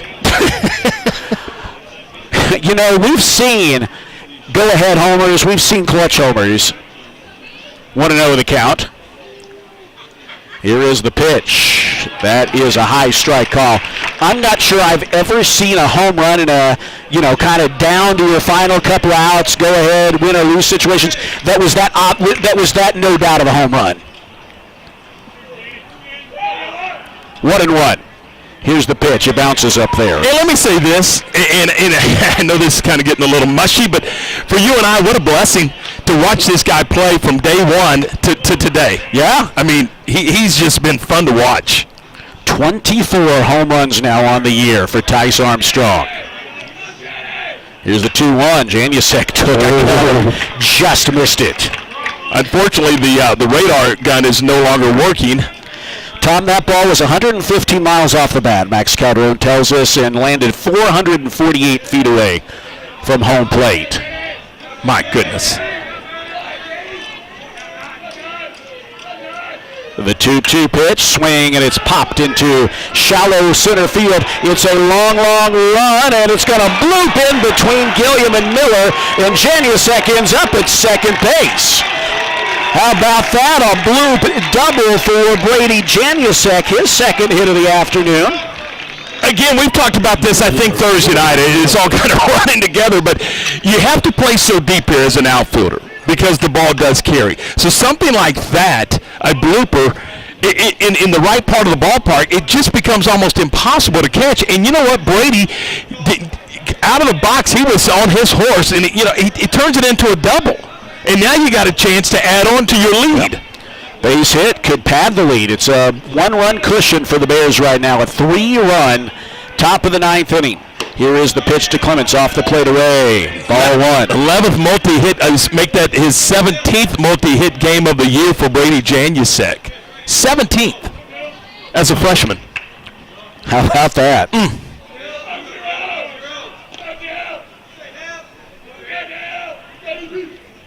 Here is the pitch. It is low, and it's 2-0. I tell you what, Tom, Gary Henderson's been doing this a long time. He knows his pitchers better than we do. But I got to say, it's not looked great since Abercrombie's came in, and we will take that. Here's the 2-0 pitch. Strike on the outside corner, and it's 2-1. Good take. Yep. I mean, that ball's on the outer half, and you're ahead of the count, so good take there by Dylan Perez. Bears trying to pad their first lead of the day. They were down 5-0 at the end of one, and now lead at 11-10. Here is the pitch. Swing and a topper foul. He just got a piece of the breaking ball. He was well out in front. And it is 2-2 again, Tom. Think of these winning moments along the way. Caleb Bunch coming on with the bases loaded and nobody out in the 6th inning and not allowing any more runs to score. Yeah, they 2 had scored. The bases were loaded. And nobody out, and he got you out of the frame. It'll be a 2-2 pitch, swing and a miss, and a breaking pitch in the dirt. Smith picks it up and throws on to first to complete the strikeout. 2 away. Number 2, Burton Clements. And here is Clements. First strikeout for Abercrombie. Well, can Brighton Clements come through? A Perez strikeout after the bloop double by Brady Janusek. Another 4-home run game for the Bears today.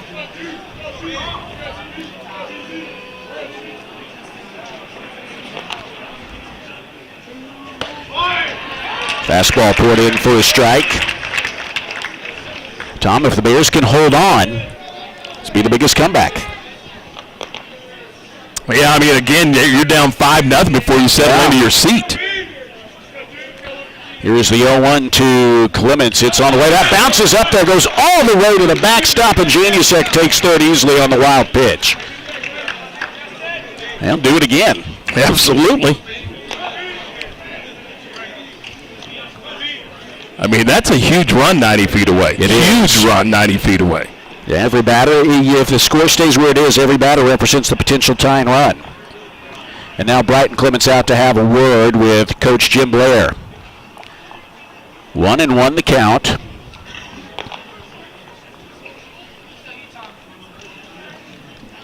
And he makes his way back. A lot at stake here in this last inning.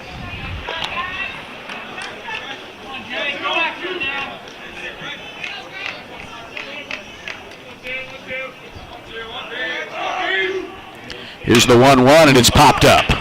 Shallow into right field. The catcher, the second baseman, I beg your pardon, Cal Miller backs and stumbles a bit, but he makes the grab. And the side is retired, but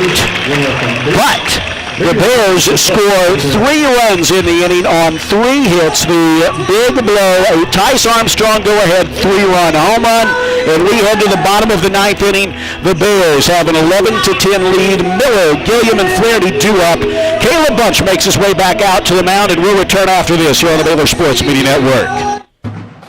Are you a diehard Bears fan? Sure, your entire closet is Baylor green and gold. All your pets' names have started with Judge, and that good old Baylor line is your ringtone. But do you have an official Baylor University toll tag? That small green and gold sticker reps the Bears and cuts your toll bill in half. Visit getmytolltag.com to purchase your specialty tag and deck your ride with Baylor pride. Small sticker, big savings, sick 'em Bears.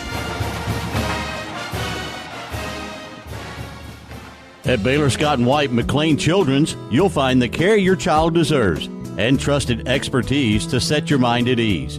With a network of convenient pediatric primary and specialty care clinics and an advanced medical center, they offer a full range of pediatric care close to home. Learn more at bswhealth.com/McLean-Children's. That's bswhealth.com/McLean-Children's.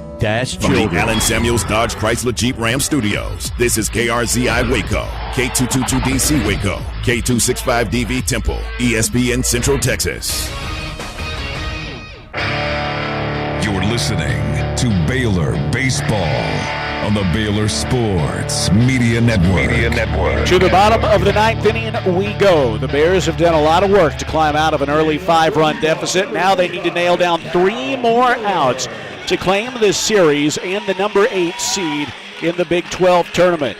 Caleb Bunch back out there pitching deep into this game. 3 innings of 1 hit, 1 run baseball. He struck out 2 and has yet to walk anyone. Cal Miller will lead it off. Left-handed hitter against the righty Bunch, and the first pitch is swung on and lifted into shallow right field. Janusek coming on, makes the catch. Long run for Brady Janusek, but he chases it down. 1 pitch, 1 out. Next up, number 53, Jet Gilliam. Here's Jet Gilliam. Well, you don't want Tice Armstrong to have any company over there at first base. Right now, they need to get a base runner on to bring the potential winning run to the plate. 11 runs, 12 hits for the Bears. 10 runs, 12 hits, 1 error for Utah. Here's the first pitch to Jet Gilliam. Swing and a dribbler foul. And the count is 0-1. Gilliam today is 2 for 4 with a single, a double, an RBI, and 2 runs scored. Here is the 0-1 pitch from Caleb Bunch. A swing and another foul, and it's quickly 0-2.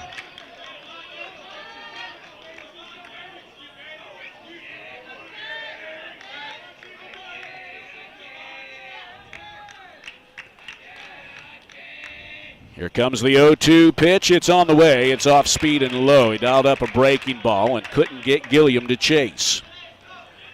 Bears need 2 more outs.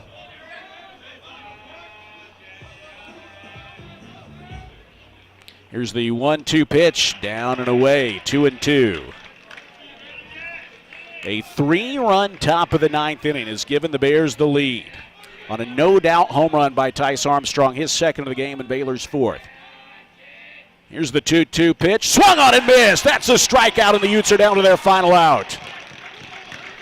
Well, Armstrong and the hitters have provided fireworks at the plate, but Tom, what a job so far that Caleb Bunch has done. And again, it goes back to the inning in which the thing was about to come off the rails. I believe it was the bottom of the 6th. 9-5. And and again, they had given up 2 runs in the inning. The bases were loaded. There was nobody out, and Bunch did a number and got him out of there.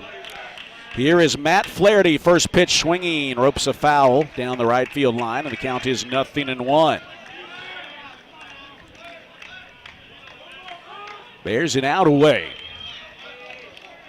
They have fought hard in this one. You'd like to see them rewarded for it. Here is the 0-1. Bunch cuts it loose, and it swung on and missed. 0-2. He shook off the call from the dugout. I don't know that we've seen that this year. Much. I was about to say the same thing. He shook off the pitch. There's a strike away now. Here is the pitch. 0-2, and it bounces up there. Have you seen that this year? No. Hey, I'll give him credit. Yep. Flaherty is 2 for 3 today. A 3-run homer back in the first inning. 1-2. Baylor dugout is rocking. The pitch swung on and missed. Strike 3, and the Bears come back for the win. 11-10, the final score. They get it done here on the road. They win the series and secure a bye in the Big 12 tournament. That's some tremendous fight tonight from the Bears here, Tom, to close out this regular season. Unreal. Unreal. This has just been a wonderful road trip for this club. I mean, they have done a job. I mean, you talk to anybody on this club, they felt like they should have won the ball game on Thursday night. They didn't. But they came out and did a number yesterday and then roared back after a 5 spot in the bottom of the first inning by Utah. The Bears They get it done, and they win it 11-10. Wow, what a job by this Bears baseball team. They get Tuesday off, Derek. Yep. And they will secure the 8th seed, and this is a team that's going to go into Surprise Arizona with a lot of confidence. Down to their final 2 outs. The Bears get it done. A Tice Armstrong 3-run homer in the top of the 9th proves to be the game winner for the Bears. 11-10 the final. The Bears finish the regular season 28-26, 14-16 in Big 12 play. We're going to talk to Tice. We're going to talk to Bunch. We're going to talk to Coach Thompson coming up on the postgame show. Bears win here in Salt Lake City on the Baylor Sports Media Network. Are you tired of slow internet? Are data caps and throttling making it impossible to stream your favorite shows and movies? If so, it sounds like it's time to switch to Nextlink Internet. With Nextlink, there are no data caps throttling, just super fast internet speeds, up to 1 gig over wireless in some areas. Plus, Nextlink is an official partner of Baylor Athletics. So don't wait another minute. Give Nextlink a call or go online to nextlinkinternet.com to see what special offers are available. Fast internet is just a click or phone call away. Sick 'em, Bears. Have them ready, okay? Yes. Okay. Favorite shirt. I can make a sausage and I'm firing it up. Yeah, everybody knows that's how I get my grill on. You can smell that flavor up and down the road. It's a little taste of heaven, and everybody knows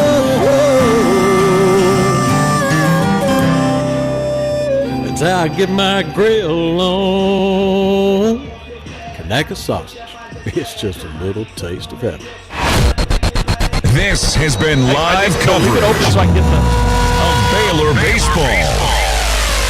Now, it's time for the post-game show. Brought to you by Bubba's 33, Scratch Made, Food for All, Gulf States Toyota, Let's Go Places, Baylor Scott & White, the official hospital and healthcare system of Baylor Athletics. Your healthcare, your way. Premier ER and Urgent Care. Feel better now.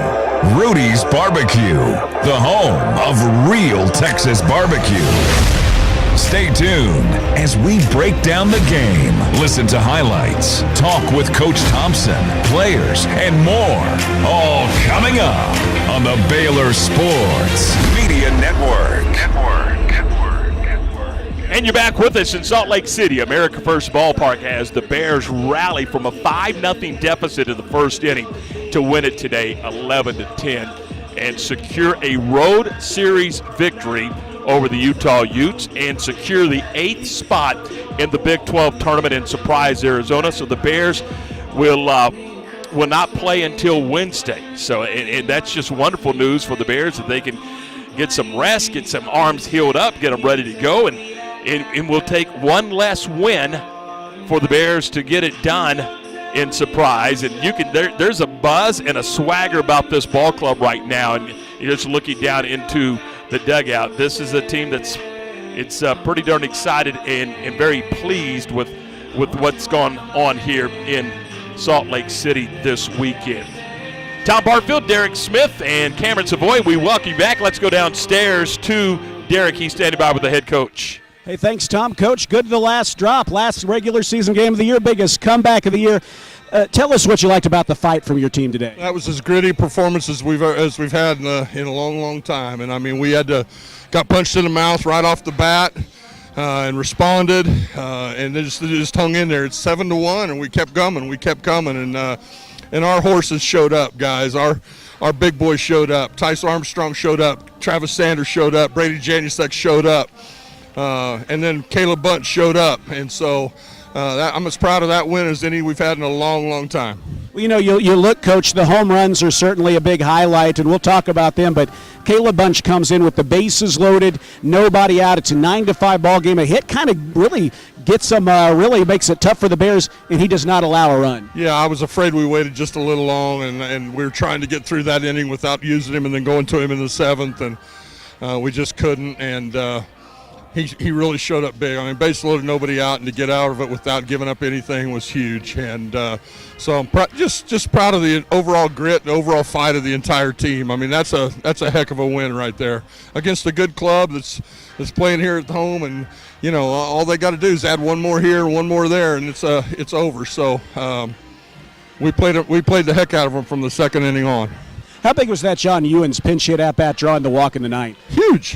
And that's what I said. Our horses showed up with 10 RBIs and home runs. All of them. Those guys hit 4 home runs today. But Johnny Ewens gets on base right there. He gets a pinch hit. He freaking draws that walk. It was a really gutsy at bat too, from 0-2 to a walk. I'm really proud of him. I'm proud of him for starting us off. I'm proud of the way that we responded, and we were just trying to get back up to the top of the order and let our guys see if we could take a shot at it, and they got it. Hey, you get the 8th seed in the Big 12 tournament, you get a bye. That's nice. That's a good win right there. That's a big win, and I'm proud of these guys. We got a little momentum going. We're going to go into that tournament and play on Wednesday and see what we got, but very proud of this effort here today. Coach, congratulations. Thank you so much. All right, sick 'em, guys. Sick 'em Bears. All right. Head coach Mitch Thompson with his post-game comments, and now here's Tice Armstrong, the game winner in the ninth inning. Tice, about, I believe, 916 feet of home runs just from you alone. Of course, I don't imagine you mind sharing the home run spotlight with your guys on the team. That's 11 of them this weekend. Yeah, so proud of these guys. The past 2 days, I really haven't showed up like I'd like to, and they just carried me. They did their job, and it was amazing to watch. That's a big thing. You think about it, this team had, I would say 9 of those 11 home runs on the weekend before you hit one. But that's big for a lot of these young guys. I think when the lower portion of the order is coming up to set the table for the top of you, whether they're homering or just getting on base, it feels like the team is so much better when that's happening. Exactly. It's not about how good you are during the season. It's about when you get hot. And to see these guys get hot like they did, Pearson having 2 home runs, Ty having a home run. Everybody's swinging the bat really well. I'm super excited for this next week, super excited for these guys. So it's you're down 10-8 in the top of the 9th inning. You jump ahead 1-0, and I'm no expert, but I don't think Justin Abercrombie fooled you on that pitch. No, John getting on base before pinch hit at bat. Wonderful job by him. He came off the bench. He was ready to hit. He was ready to do it. And then Trav, 2-strike AB. He gets a knock up the middle to get it to first and second, and he gave me the pitch that I could handle in my AB. So, I couldn't have done it without these guys, and I'm excited for them. Well, now you get to go to Arizona. You get an extra day off. You secured that bye. It's kind of winner-go-home-now mode for everybody. Do you feel like the team's taking some good momentum into that? Definitely. This weekend can't gain any more momentum than that. And these past 2 games, we lost Friday. We won we lost Thursday, won Friday, Saturday, and we're going to keep building into next Wednesday. Tice, congrats on the win. Congrats on the series win. We appreciate it. Thank you so much. Have a good one. Thank you. Tice Armstrong joining us here on the post-game show, and now here's Caleb Bunch. Boy, you think I know the home runs, Caleb, are going to get a lot of the attention, deservedly so, but this game doesn't play out if you don't come on and get 3 big outs there with the bases loaded and nobody out. I think we all have a ton of faith in you, but the last couple of outings you've had some struggles, but boy, it just seemed like you came in confident, throwing your best. To take us inside how you were feeling out there. Right, no, when the offense is moving as well as they were today, putting balls in play, getting things to fall, hitting balls over the fence, makes it really easy for us as pitchers to go out there and just kind of do our thing. And so I think, being able to not only rely on those guys on the offensive side, but rely on them on the defensive side, it helps a lot. I think in those 8th and 9th innings, you didn't allow a base runner, no drama free there, which was nice. But how much extra energy do you have when you see that top of the 9th inning, Tice with the go-ahead homer? No, it lights a fire under every single one of us. Him going up to the plate right there it's a little poetic, just because he's the guy. He's been the guy all year, and so when he gets put in that situation and he executes, it makes it easy. Like I said earlier, it makes it easy for us to go out there and do our job. Well, you get the win. Obviously you've closed out so many games over the course of this season, and now you head to the postseason. What's the feel on the team? I think you carry a lot of momentum, and you secure a bye as well, so you have to win 1 fewer game. Right. No, I think it's day by day, game by game, taking everything 1 pitch at a time and just kind of seeing what we can do and where we can run with it. So, you said it was poetic, Caleb, for Tice to get the game-winning home run, and it was, but I'd say it was also poetic after the season you've had to see you out there closing it out. So we appreciate it. Congratulations. Thank you so much. Caleb Bunch, Tom, with his post-game comments, he picks up the win in relief, and what a day it was for the Bears. Indeed, Derek. Thanks. Great job from down below as the Bears win it today by a final of 11-10. With the win, the Bears improved to 28-26 overall. They are 14-16 in the Big 12, and they have secured the 8th spot in the league. For the Utes, they'll head to surprise Arizona, 26-24, 12-18 in the Big 12 Conference, and they will play on Tuesday. So the Bears win it today, 11-10, 11 runs, 12 hits, no errors, 3 men left on base for the Bears. They took advantage of their opportunities. For the Utes, 10 runs, 12 hits, 1 error, and they leave 6 base runners on base. The winning pitcher is Caleb Bunch. Bunchy's now 5-2 on the year. Justin Abercrombie suffers the loss. He is now 1-3. Stay with us. When we come back, we'll check the Big 12 scoreboard, and we will look ahead to surprise Arizona and more. When we come back, you're listening to Bears Baseball on the Baylor Sports Media Network. Hey there, campers! It's Jan from Toyota. Time to pack your bags and buckle your seatbelts because this summer we're headed to Camp Toyota. And the fun starts now! We're kicking things off by kicking up mud. Jump in, campers. We're going off-roading in a powerful new 4Runner. Next, we're heading to the hot springs in a spacious Sequoia. Jan, what is that smell? Sulfur stinks. Now we're hitting the hiking trails in a rugged Grand Highlander. And finally, park your Tundras and Tacomas around the campfire because we're roasting marshmallows. Don't worry if you burn a few, folks. I brought a truckload. Your summer starts here. Right now, qualified buyers get 2.99% APR financing for 72 months, plus $1,000 subvention cash on a new 2026 Tundra. Dealer inventory may vary. See your participating Toyota dealer for details. Event ends June 1st. Toyota, let's go places. Do you want to earn points while cheering on your favorite Baylor teams? Join Baylor Bold Rewards. Track your attendance on the Baylor Sports app across athletic events and earn points towards prizes and experiences. Download the Baylor Sports app or register online today at BaylorBoldRewards.com and start earning your points today.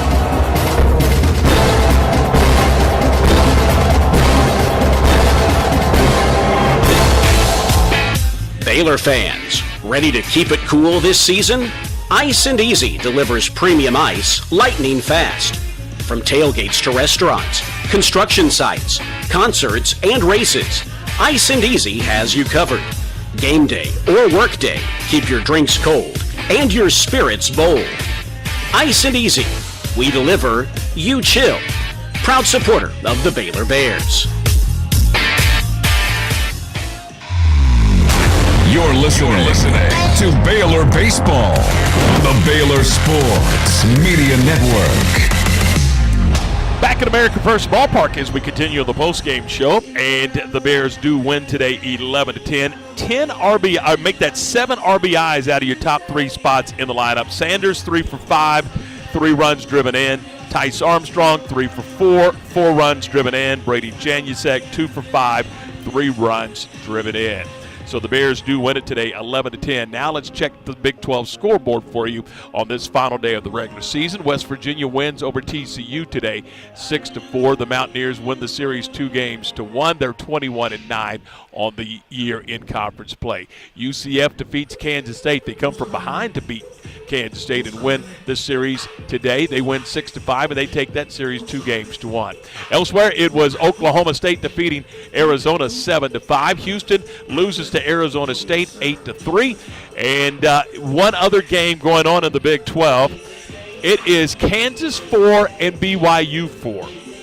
Kansas 4, BYU 4. That game is in the bottom. We don't have to worry about that, Tom. But you know what? That game's in the bottom of the 10th. We'd like to see BYU and Kansas play about 15, 16 innings. Sure. And have a tired BYU team take it on Texas Tech, and then whatever happens. Because the Bears get the winner of BYU and Texas Tech. Those two play on Tuesday night, correct?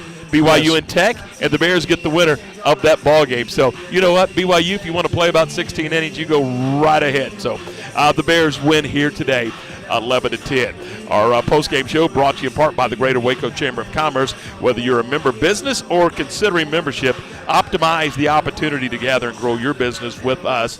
Go to wacochamber.com/activate to explore the benefits of membership.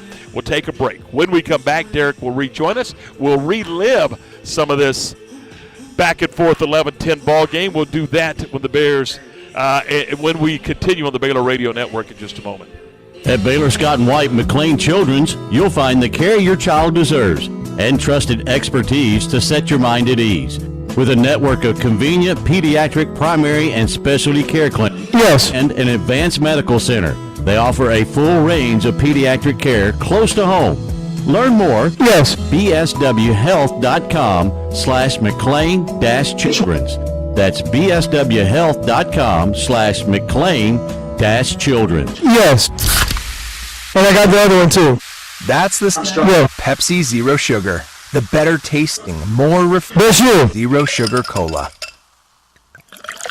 Listen. Again. Endless pour. Pure refreshment. If it sounds this good, just imagine how it tastes. Oh yeah, so good. Pepsi Zero Sugar. Let your taste decide. Are you tired of slow internet? Are data caps and throttling making it impossible to stream your favorite shows and movies? If so, it sounds like it's time to switch to NextLink Internet. With NextLink, there are no data caps and no throttling, just super fast internet speeds, up to 1 gig over wireless in some areas. Plus, NextLink is an official partner of Baylor Athletics. So don't wait another minute. Give NextLink a call or go online to nextlinkinternet.com to see what special offers are available to you. Blazing fast internet is just a click or phone call away. Sick 'em, Bears. If you need a trailer, Flat Rock Trailers has got you covered. From light-duty single-axle utility trailers to the Big Tex tandem duals. We also carry a full line of enclosed cargo trailers. Need a motorcycle trailer? We've got them. Need a dump trailer? We've got the largest selection in the state. Oil field trailers? We carry a full line of Big Tex trailers to handle all your needs. Trailer repairs? We repair all makes and models. We'll even rent you a trailer if you need to use one for a day. Flat Rock Trailers, your #1 source for all your trailer needs. Find us at flatrocktrailers.com. You're listening to Baylor Baseball. This is it. Baylor Sports Media Network. Bears win it tonight, 11-10, the final to finish out the regular season at 28-26, 14-16 overall in the Big 12. And they're going to be the 8th seed headed into Surprise, Arizona. And Derek, this is this road trip out here to Arizona. To Utah. It may be one of the most impressive since I've been back on the broadcast. Yeah. I mean, it's they played really, really well this weekend. And again, we talk about so many times. We talk about, hey, you know what? When they play with a lead, they're really, really good, but they struggle sometimes coming from behind. Well, they came from behind today, 5-0, and hung in there and fought like mad, and they're going to be one of the hotter teams going into Surprise, Arizona. Well, they also, even you think in the loss on Thursday, Tom, they had that stretch in which 15 straight batters were retired, and then they get the tying run on in the top of the 9th inning. They've been down 8-5. Janiusek homers, get the tying run on. Didn't result in a win, but I think that little bit of fight we saw was a sign of things to come as it would turn out. And they did it with their Friday night guy not being as good as he normally is. For Dabby, so that he's going to be locked and loaded and ready to go on Wednesday. So I'm excited about Wednesday. I really am. Look forward to it.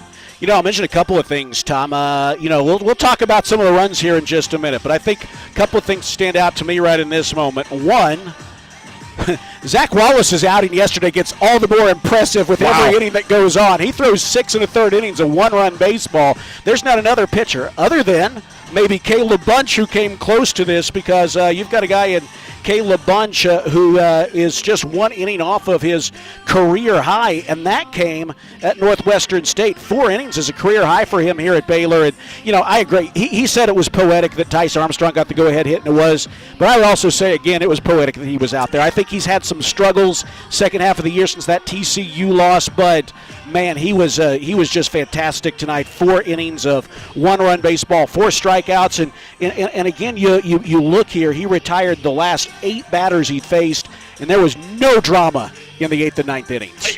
That's a great point about Zach Wallace, though. I want to go back to Zach for just a minute. That is a terrific point you make about Wallace, because 2 things about this place. Number 1, it's a hitter's park, and number 2, that's a great hitting ball club wearing red and black today. Yeah. And Wallace was terrific yesterday, and Bunch was terrific today. And I'm telling you, that team can swing it. You watch them go to Surprise and swing the heck out of the bats when they go to Surprise, Arizona. That's an offense I wouldn't want to face again. I really would not. I mean, so to your point, what Wallace was able to get done yesterday and what Bunchy was able to get done today, and again, Bunchy in command of this thing.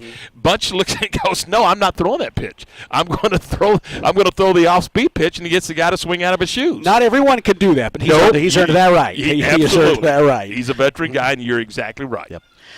By the way, if you missed it earlier, we'll remind you Baylor's going to play. We know the time. It'll be 4:30 on Wednesday. And actually, let me double check there. I think that's actually 6:30. It is East Central Time. Yes, so it'll be 6:30 in Waco on Wednesday evening. Baylor will play the winner of the BYU at Texas Tech game. Two teams against which Baylor won series this year. Baylor with 4 Big 12 series wins on the year. Houston, BYU, Texas Tech, and now Utah. All right, let's take a look at how the scoring went in this one. It did not get off to a good start for the Bears, who pick up their biggest comeback win of the year after trailing at one point by 6 runs. The Bears were down 5-0 in the blink of an eye. Utah with 4 2-out runs in the first inning, including a 3-run home run by Matt Flaherty, so it's 5-0 at the end of one. But then the Bears begin to chip away. A Dylan Perez leadoff double. He's brought home on a sacrifice fly by Pearson Reebok. That made it 5-1. But then in the fourth inning, a Derek Smith 2-run homer for Utah. Their catcher hits his 3rd home run of the year and makes it a 7-1 ball game. So at this point, the Bears are down by 6 runs. They've not come back from a 6-run deficit all year long. But work was going to take place after that. Baylor with 4 big runs in the 5th inning. Baylor got an RBI single from Travis Sanders, 1 of 3 on the day for him, and then a 3-run homer by Brady Janusek, his 13th homer of the season, and he and that made it 5. Excuse me, yeah, that made it. Beg your pardon. That made it 7-5. 7-5. The Utes would get 2 of those runs back in the 6th inning, but it could have been a lot worse. And this is where the game really turned. It's a 9-5 Utah lead after a leadoff homer by Nevin Noonan, and then a bases-loaded walk to Daniel Arambula. Luke DeVasher came in relief of Ethan Calder, and he didn't get anyone out. He struggled. So the Bears call on Caleb Bunch in the 6th inning. Bases loaded, nobody out. He gets the first hitter to hit weakly into a fielder's choice where the Bears get the runner at home. And then the next batter, Cal Miller, hits into a 6-4-3 double play. So instead of potentially kind of spiraling out of control for the Bears, it remained a 9-5 game heading into the bottom of the 7th. In the top of the 7th, Cole Landcloss hit a 1-out double, the first double of his career, and his 2nd extra base hit of the weekend.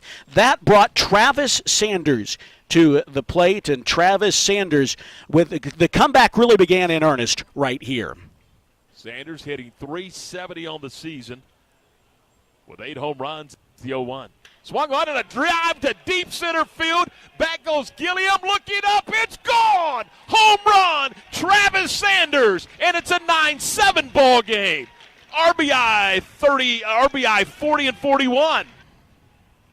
Career highs for Travis Sanders, 9 homers, 41 RBIs for him, and that made it 9-7. Tice Armstrong, 1 batter later, rocked his 23rd home run of the year. And Cameron, tell us if we have that one or not. I'm not sure if we do, but the next one was the longest home run of the year for the Bears, 464 feet over the batter's eye in dead center field, back-to-back home runs. That made it a 9-8 ball game. Let's hear that one now. Here's the 0-1 pitch. Swung on and a drive to deep center field. This one's going. This one's going. This one is gone. It's over the batter's eye. That's got to be the longest home run of the year, Tom. Oh, my goodness gracious, did he kill that baseball. And it was the longest homer of the year, and he did kill that baseball, 466 feet. And Tom, that's when I think everyone in that Baylor dugout if they weren't kind of believing at that point, which I think the fight was there all game long. I think they were believing, but if they needed any proof, they got it right there when the Bears pulled to within one on those back-to-back homers. I agree, and I think the fight was there all weekend. I think the fight was there even on Thursday night in the loss. And you know what? If they weren't believing, they were then, and I also think that very much got the attention of the dugout on the third base side as they knew, hey, they're in a dogfight now with this Baylor baseball team. Utah brought in Caden Soder after they added a run in the top of the seventh inning to make it 10-8. Caden Soder pitched 2 innings of 1 hit, 2-run baseball.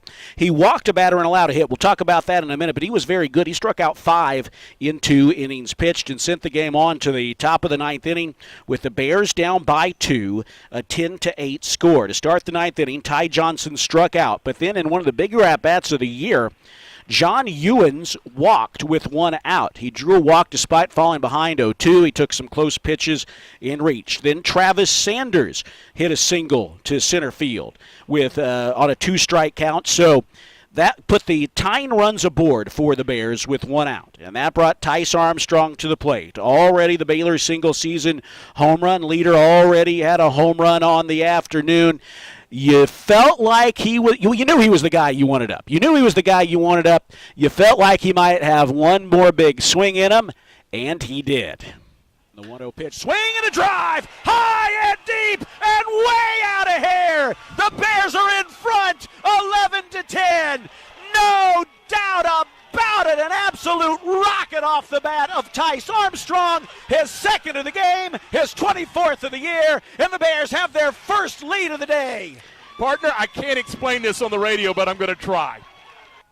Well, what you were going to say, Tom, is there's a second auxiliary fence well beyond the left field fence here, and he struck that one. He cleared that fence. Cleared that fence. He cleared the secondary fence. I mean, it was.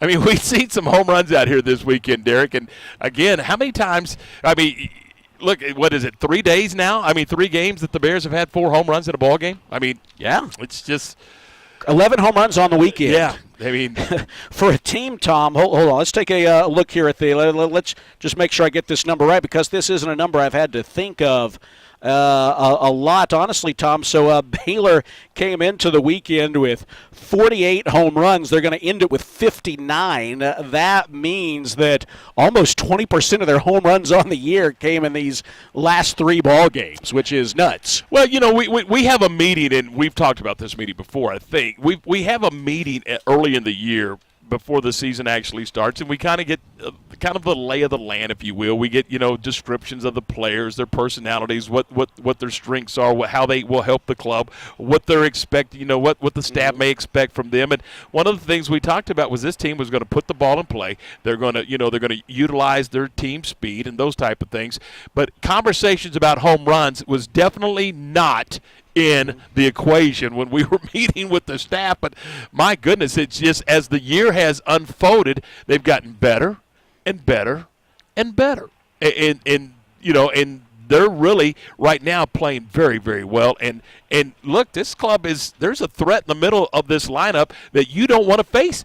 There's 3 guys you don't want to face right now. Yeah. I mean, you don't want to face them if you're an opposing pitcher.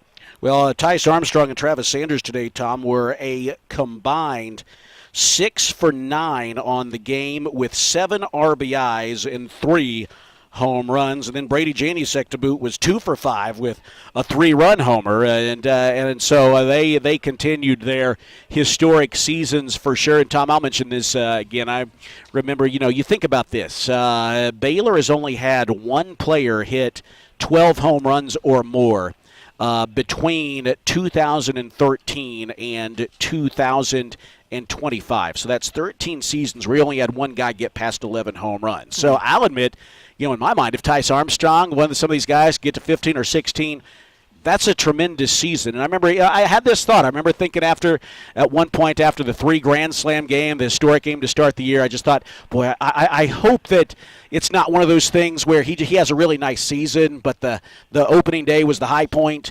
And, boy, the opening day, as high of a point as that was, ended up not being the high point because he set a program record 24 homers. He's now eclipsed the prior record that had sat for 28 years by 3 full home runs, and he's not done. A tremendous season. Brady Janusek now has 2 more home runs than Max Muncy did in 2010. So he hasn't just edged the freshman home run record. He's moved well past it.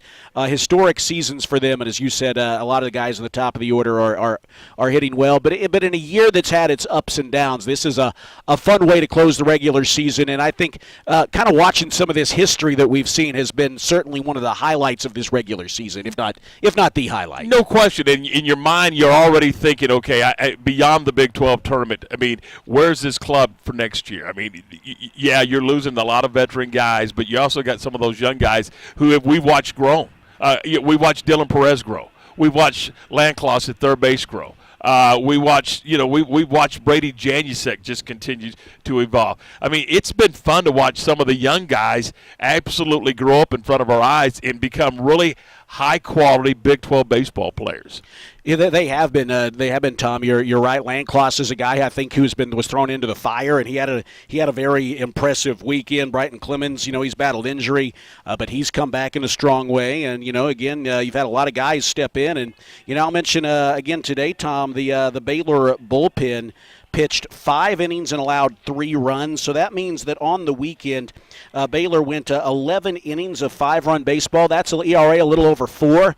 Which here in Salt Lake City, 4,700 feet above sea level, that'll work. That'll work for you. 100%. Yep. And again, I'm ready to get to. I know you and I are going home in the morning, but I'm ready to get back out to Surprise, Arizona, and let's get this thing going. I mean, this again.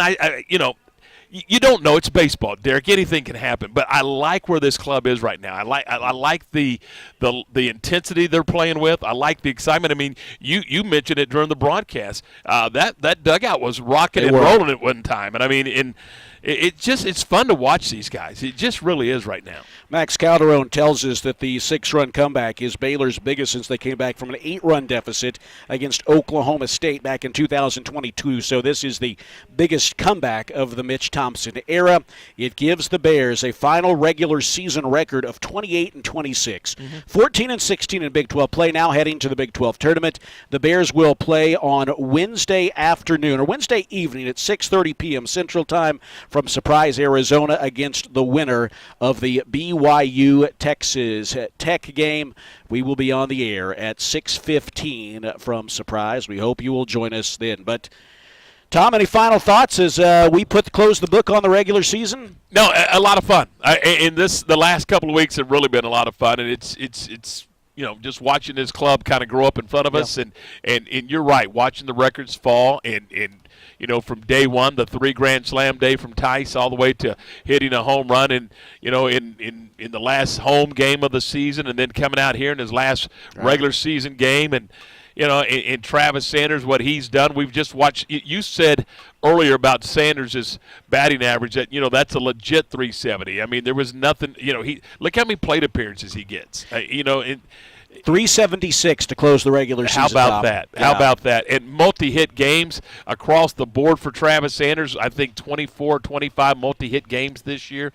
It's in watching Janusek in right field. I mean, we can go on and on. I can't wait to get to Surprise and see where this club goes and see what we can do. We have a final line once more. 11 runs on 12 hits for the Bears. 3 men left on base. For Utah, 10 runs, 12 hits, 1 error, 6 men left. Justin Abercrombie the loss. He's 1-3. Caleb Bunch picks up the win. He is 5-2. A fun one today is Tice Armstrong's 24th home run of the year. A 3-run shot in the top of the 9th inning is the game winner, an 11-10 victory for the Bears. Opponent TBD, but we know it'll be Wednesday night at 6:30 from Surprise, Arizona. We will talk to you then. Appreciate you being with us throughout the weekend, and among the people we appreciate, as always, is our producer, Cameron Savoy. Speaking for him and Tom Barfield, I'm Derek Smith. The Bears claim the series and the number 8 seed and a bye in the Big 12 tournament with an 11-10 win today here in Salt Lake City, from which we say so long for now. Good job, guys. To the Baylor. Great job on the highlights, man. Thank you.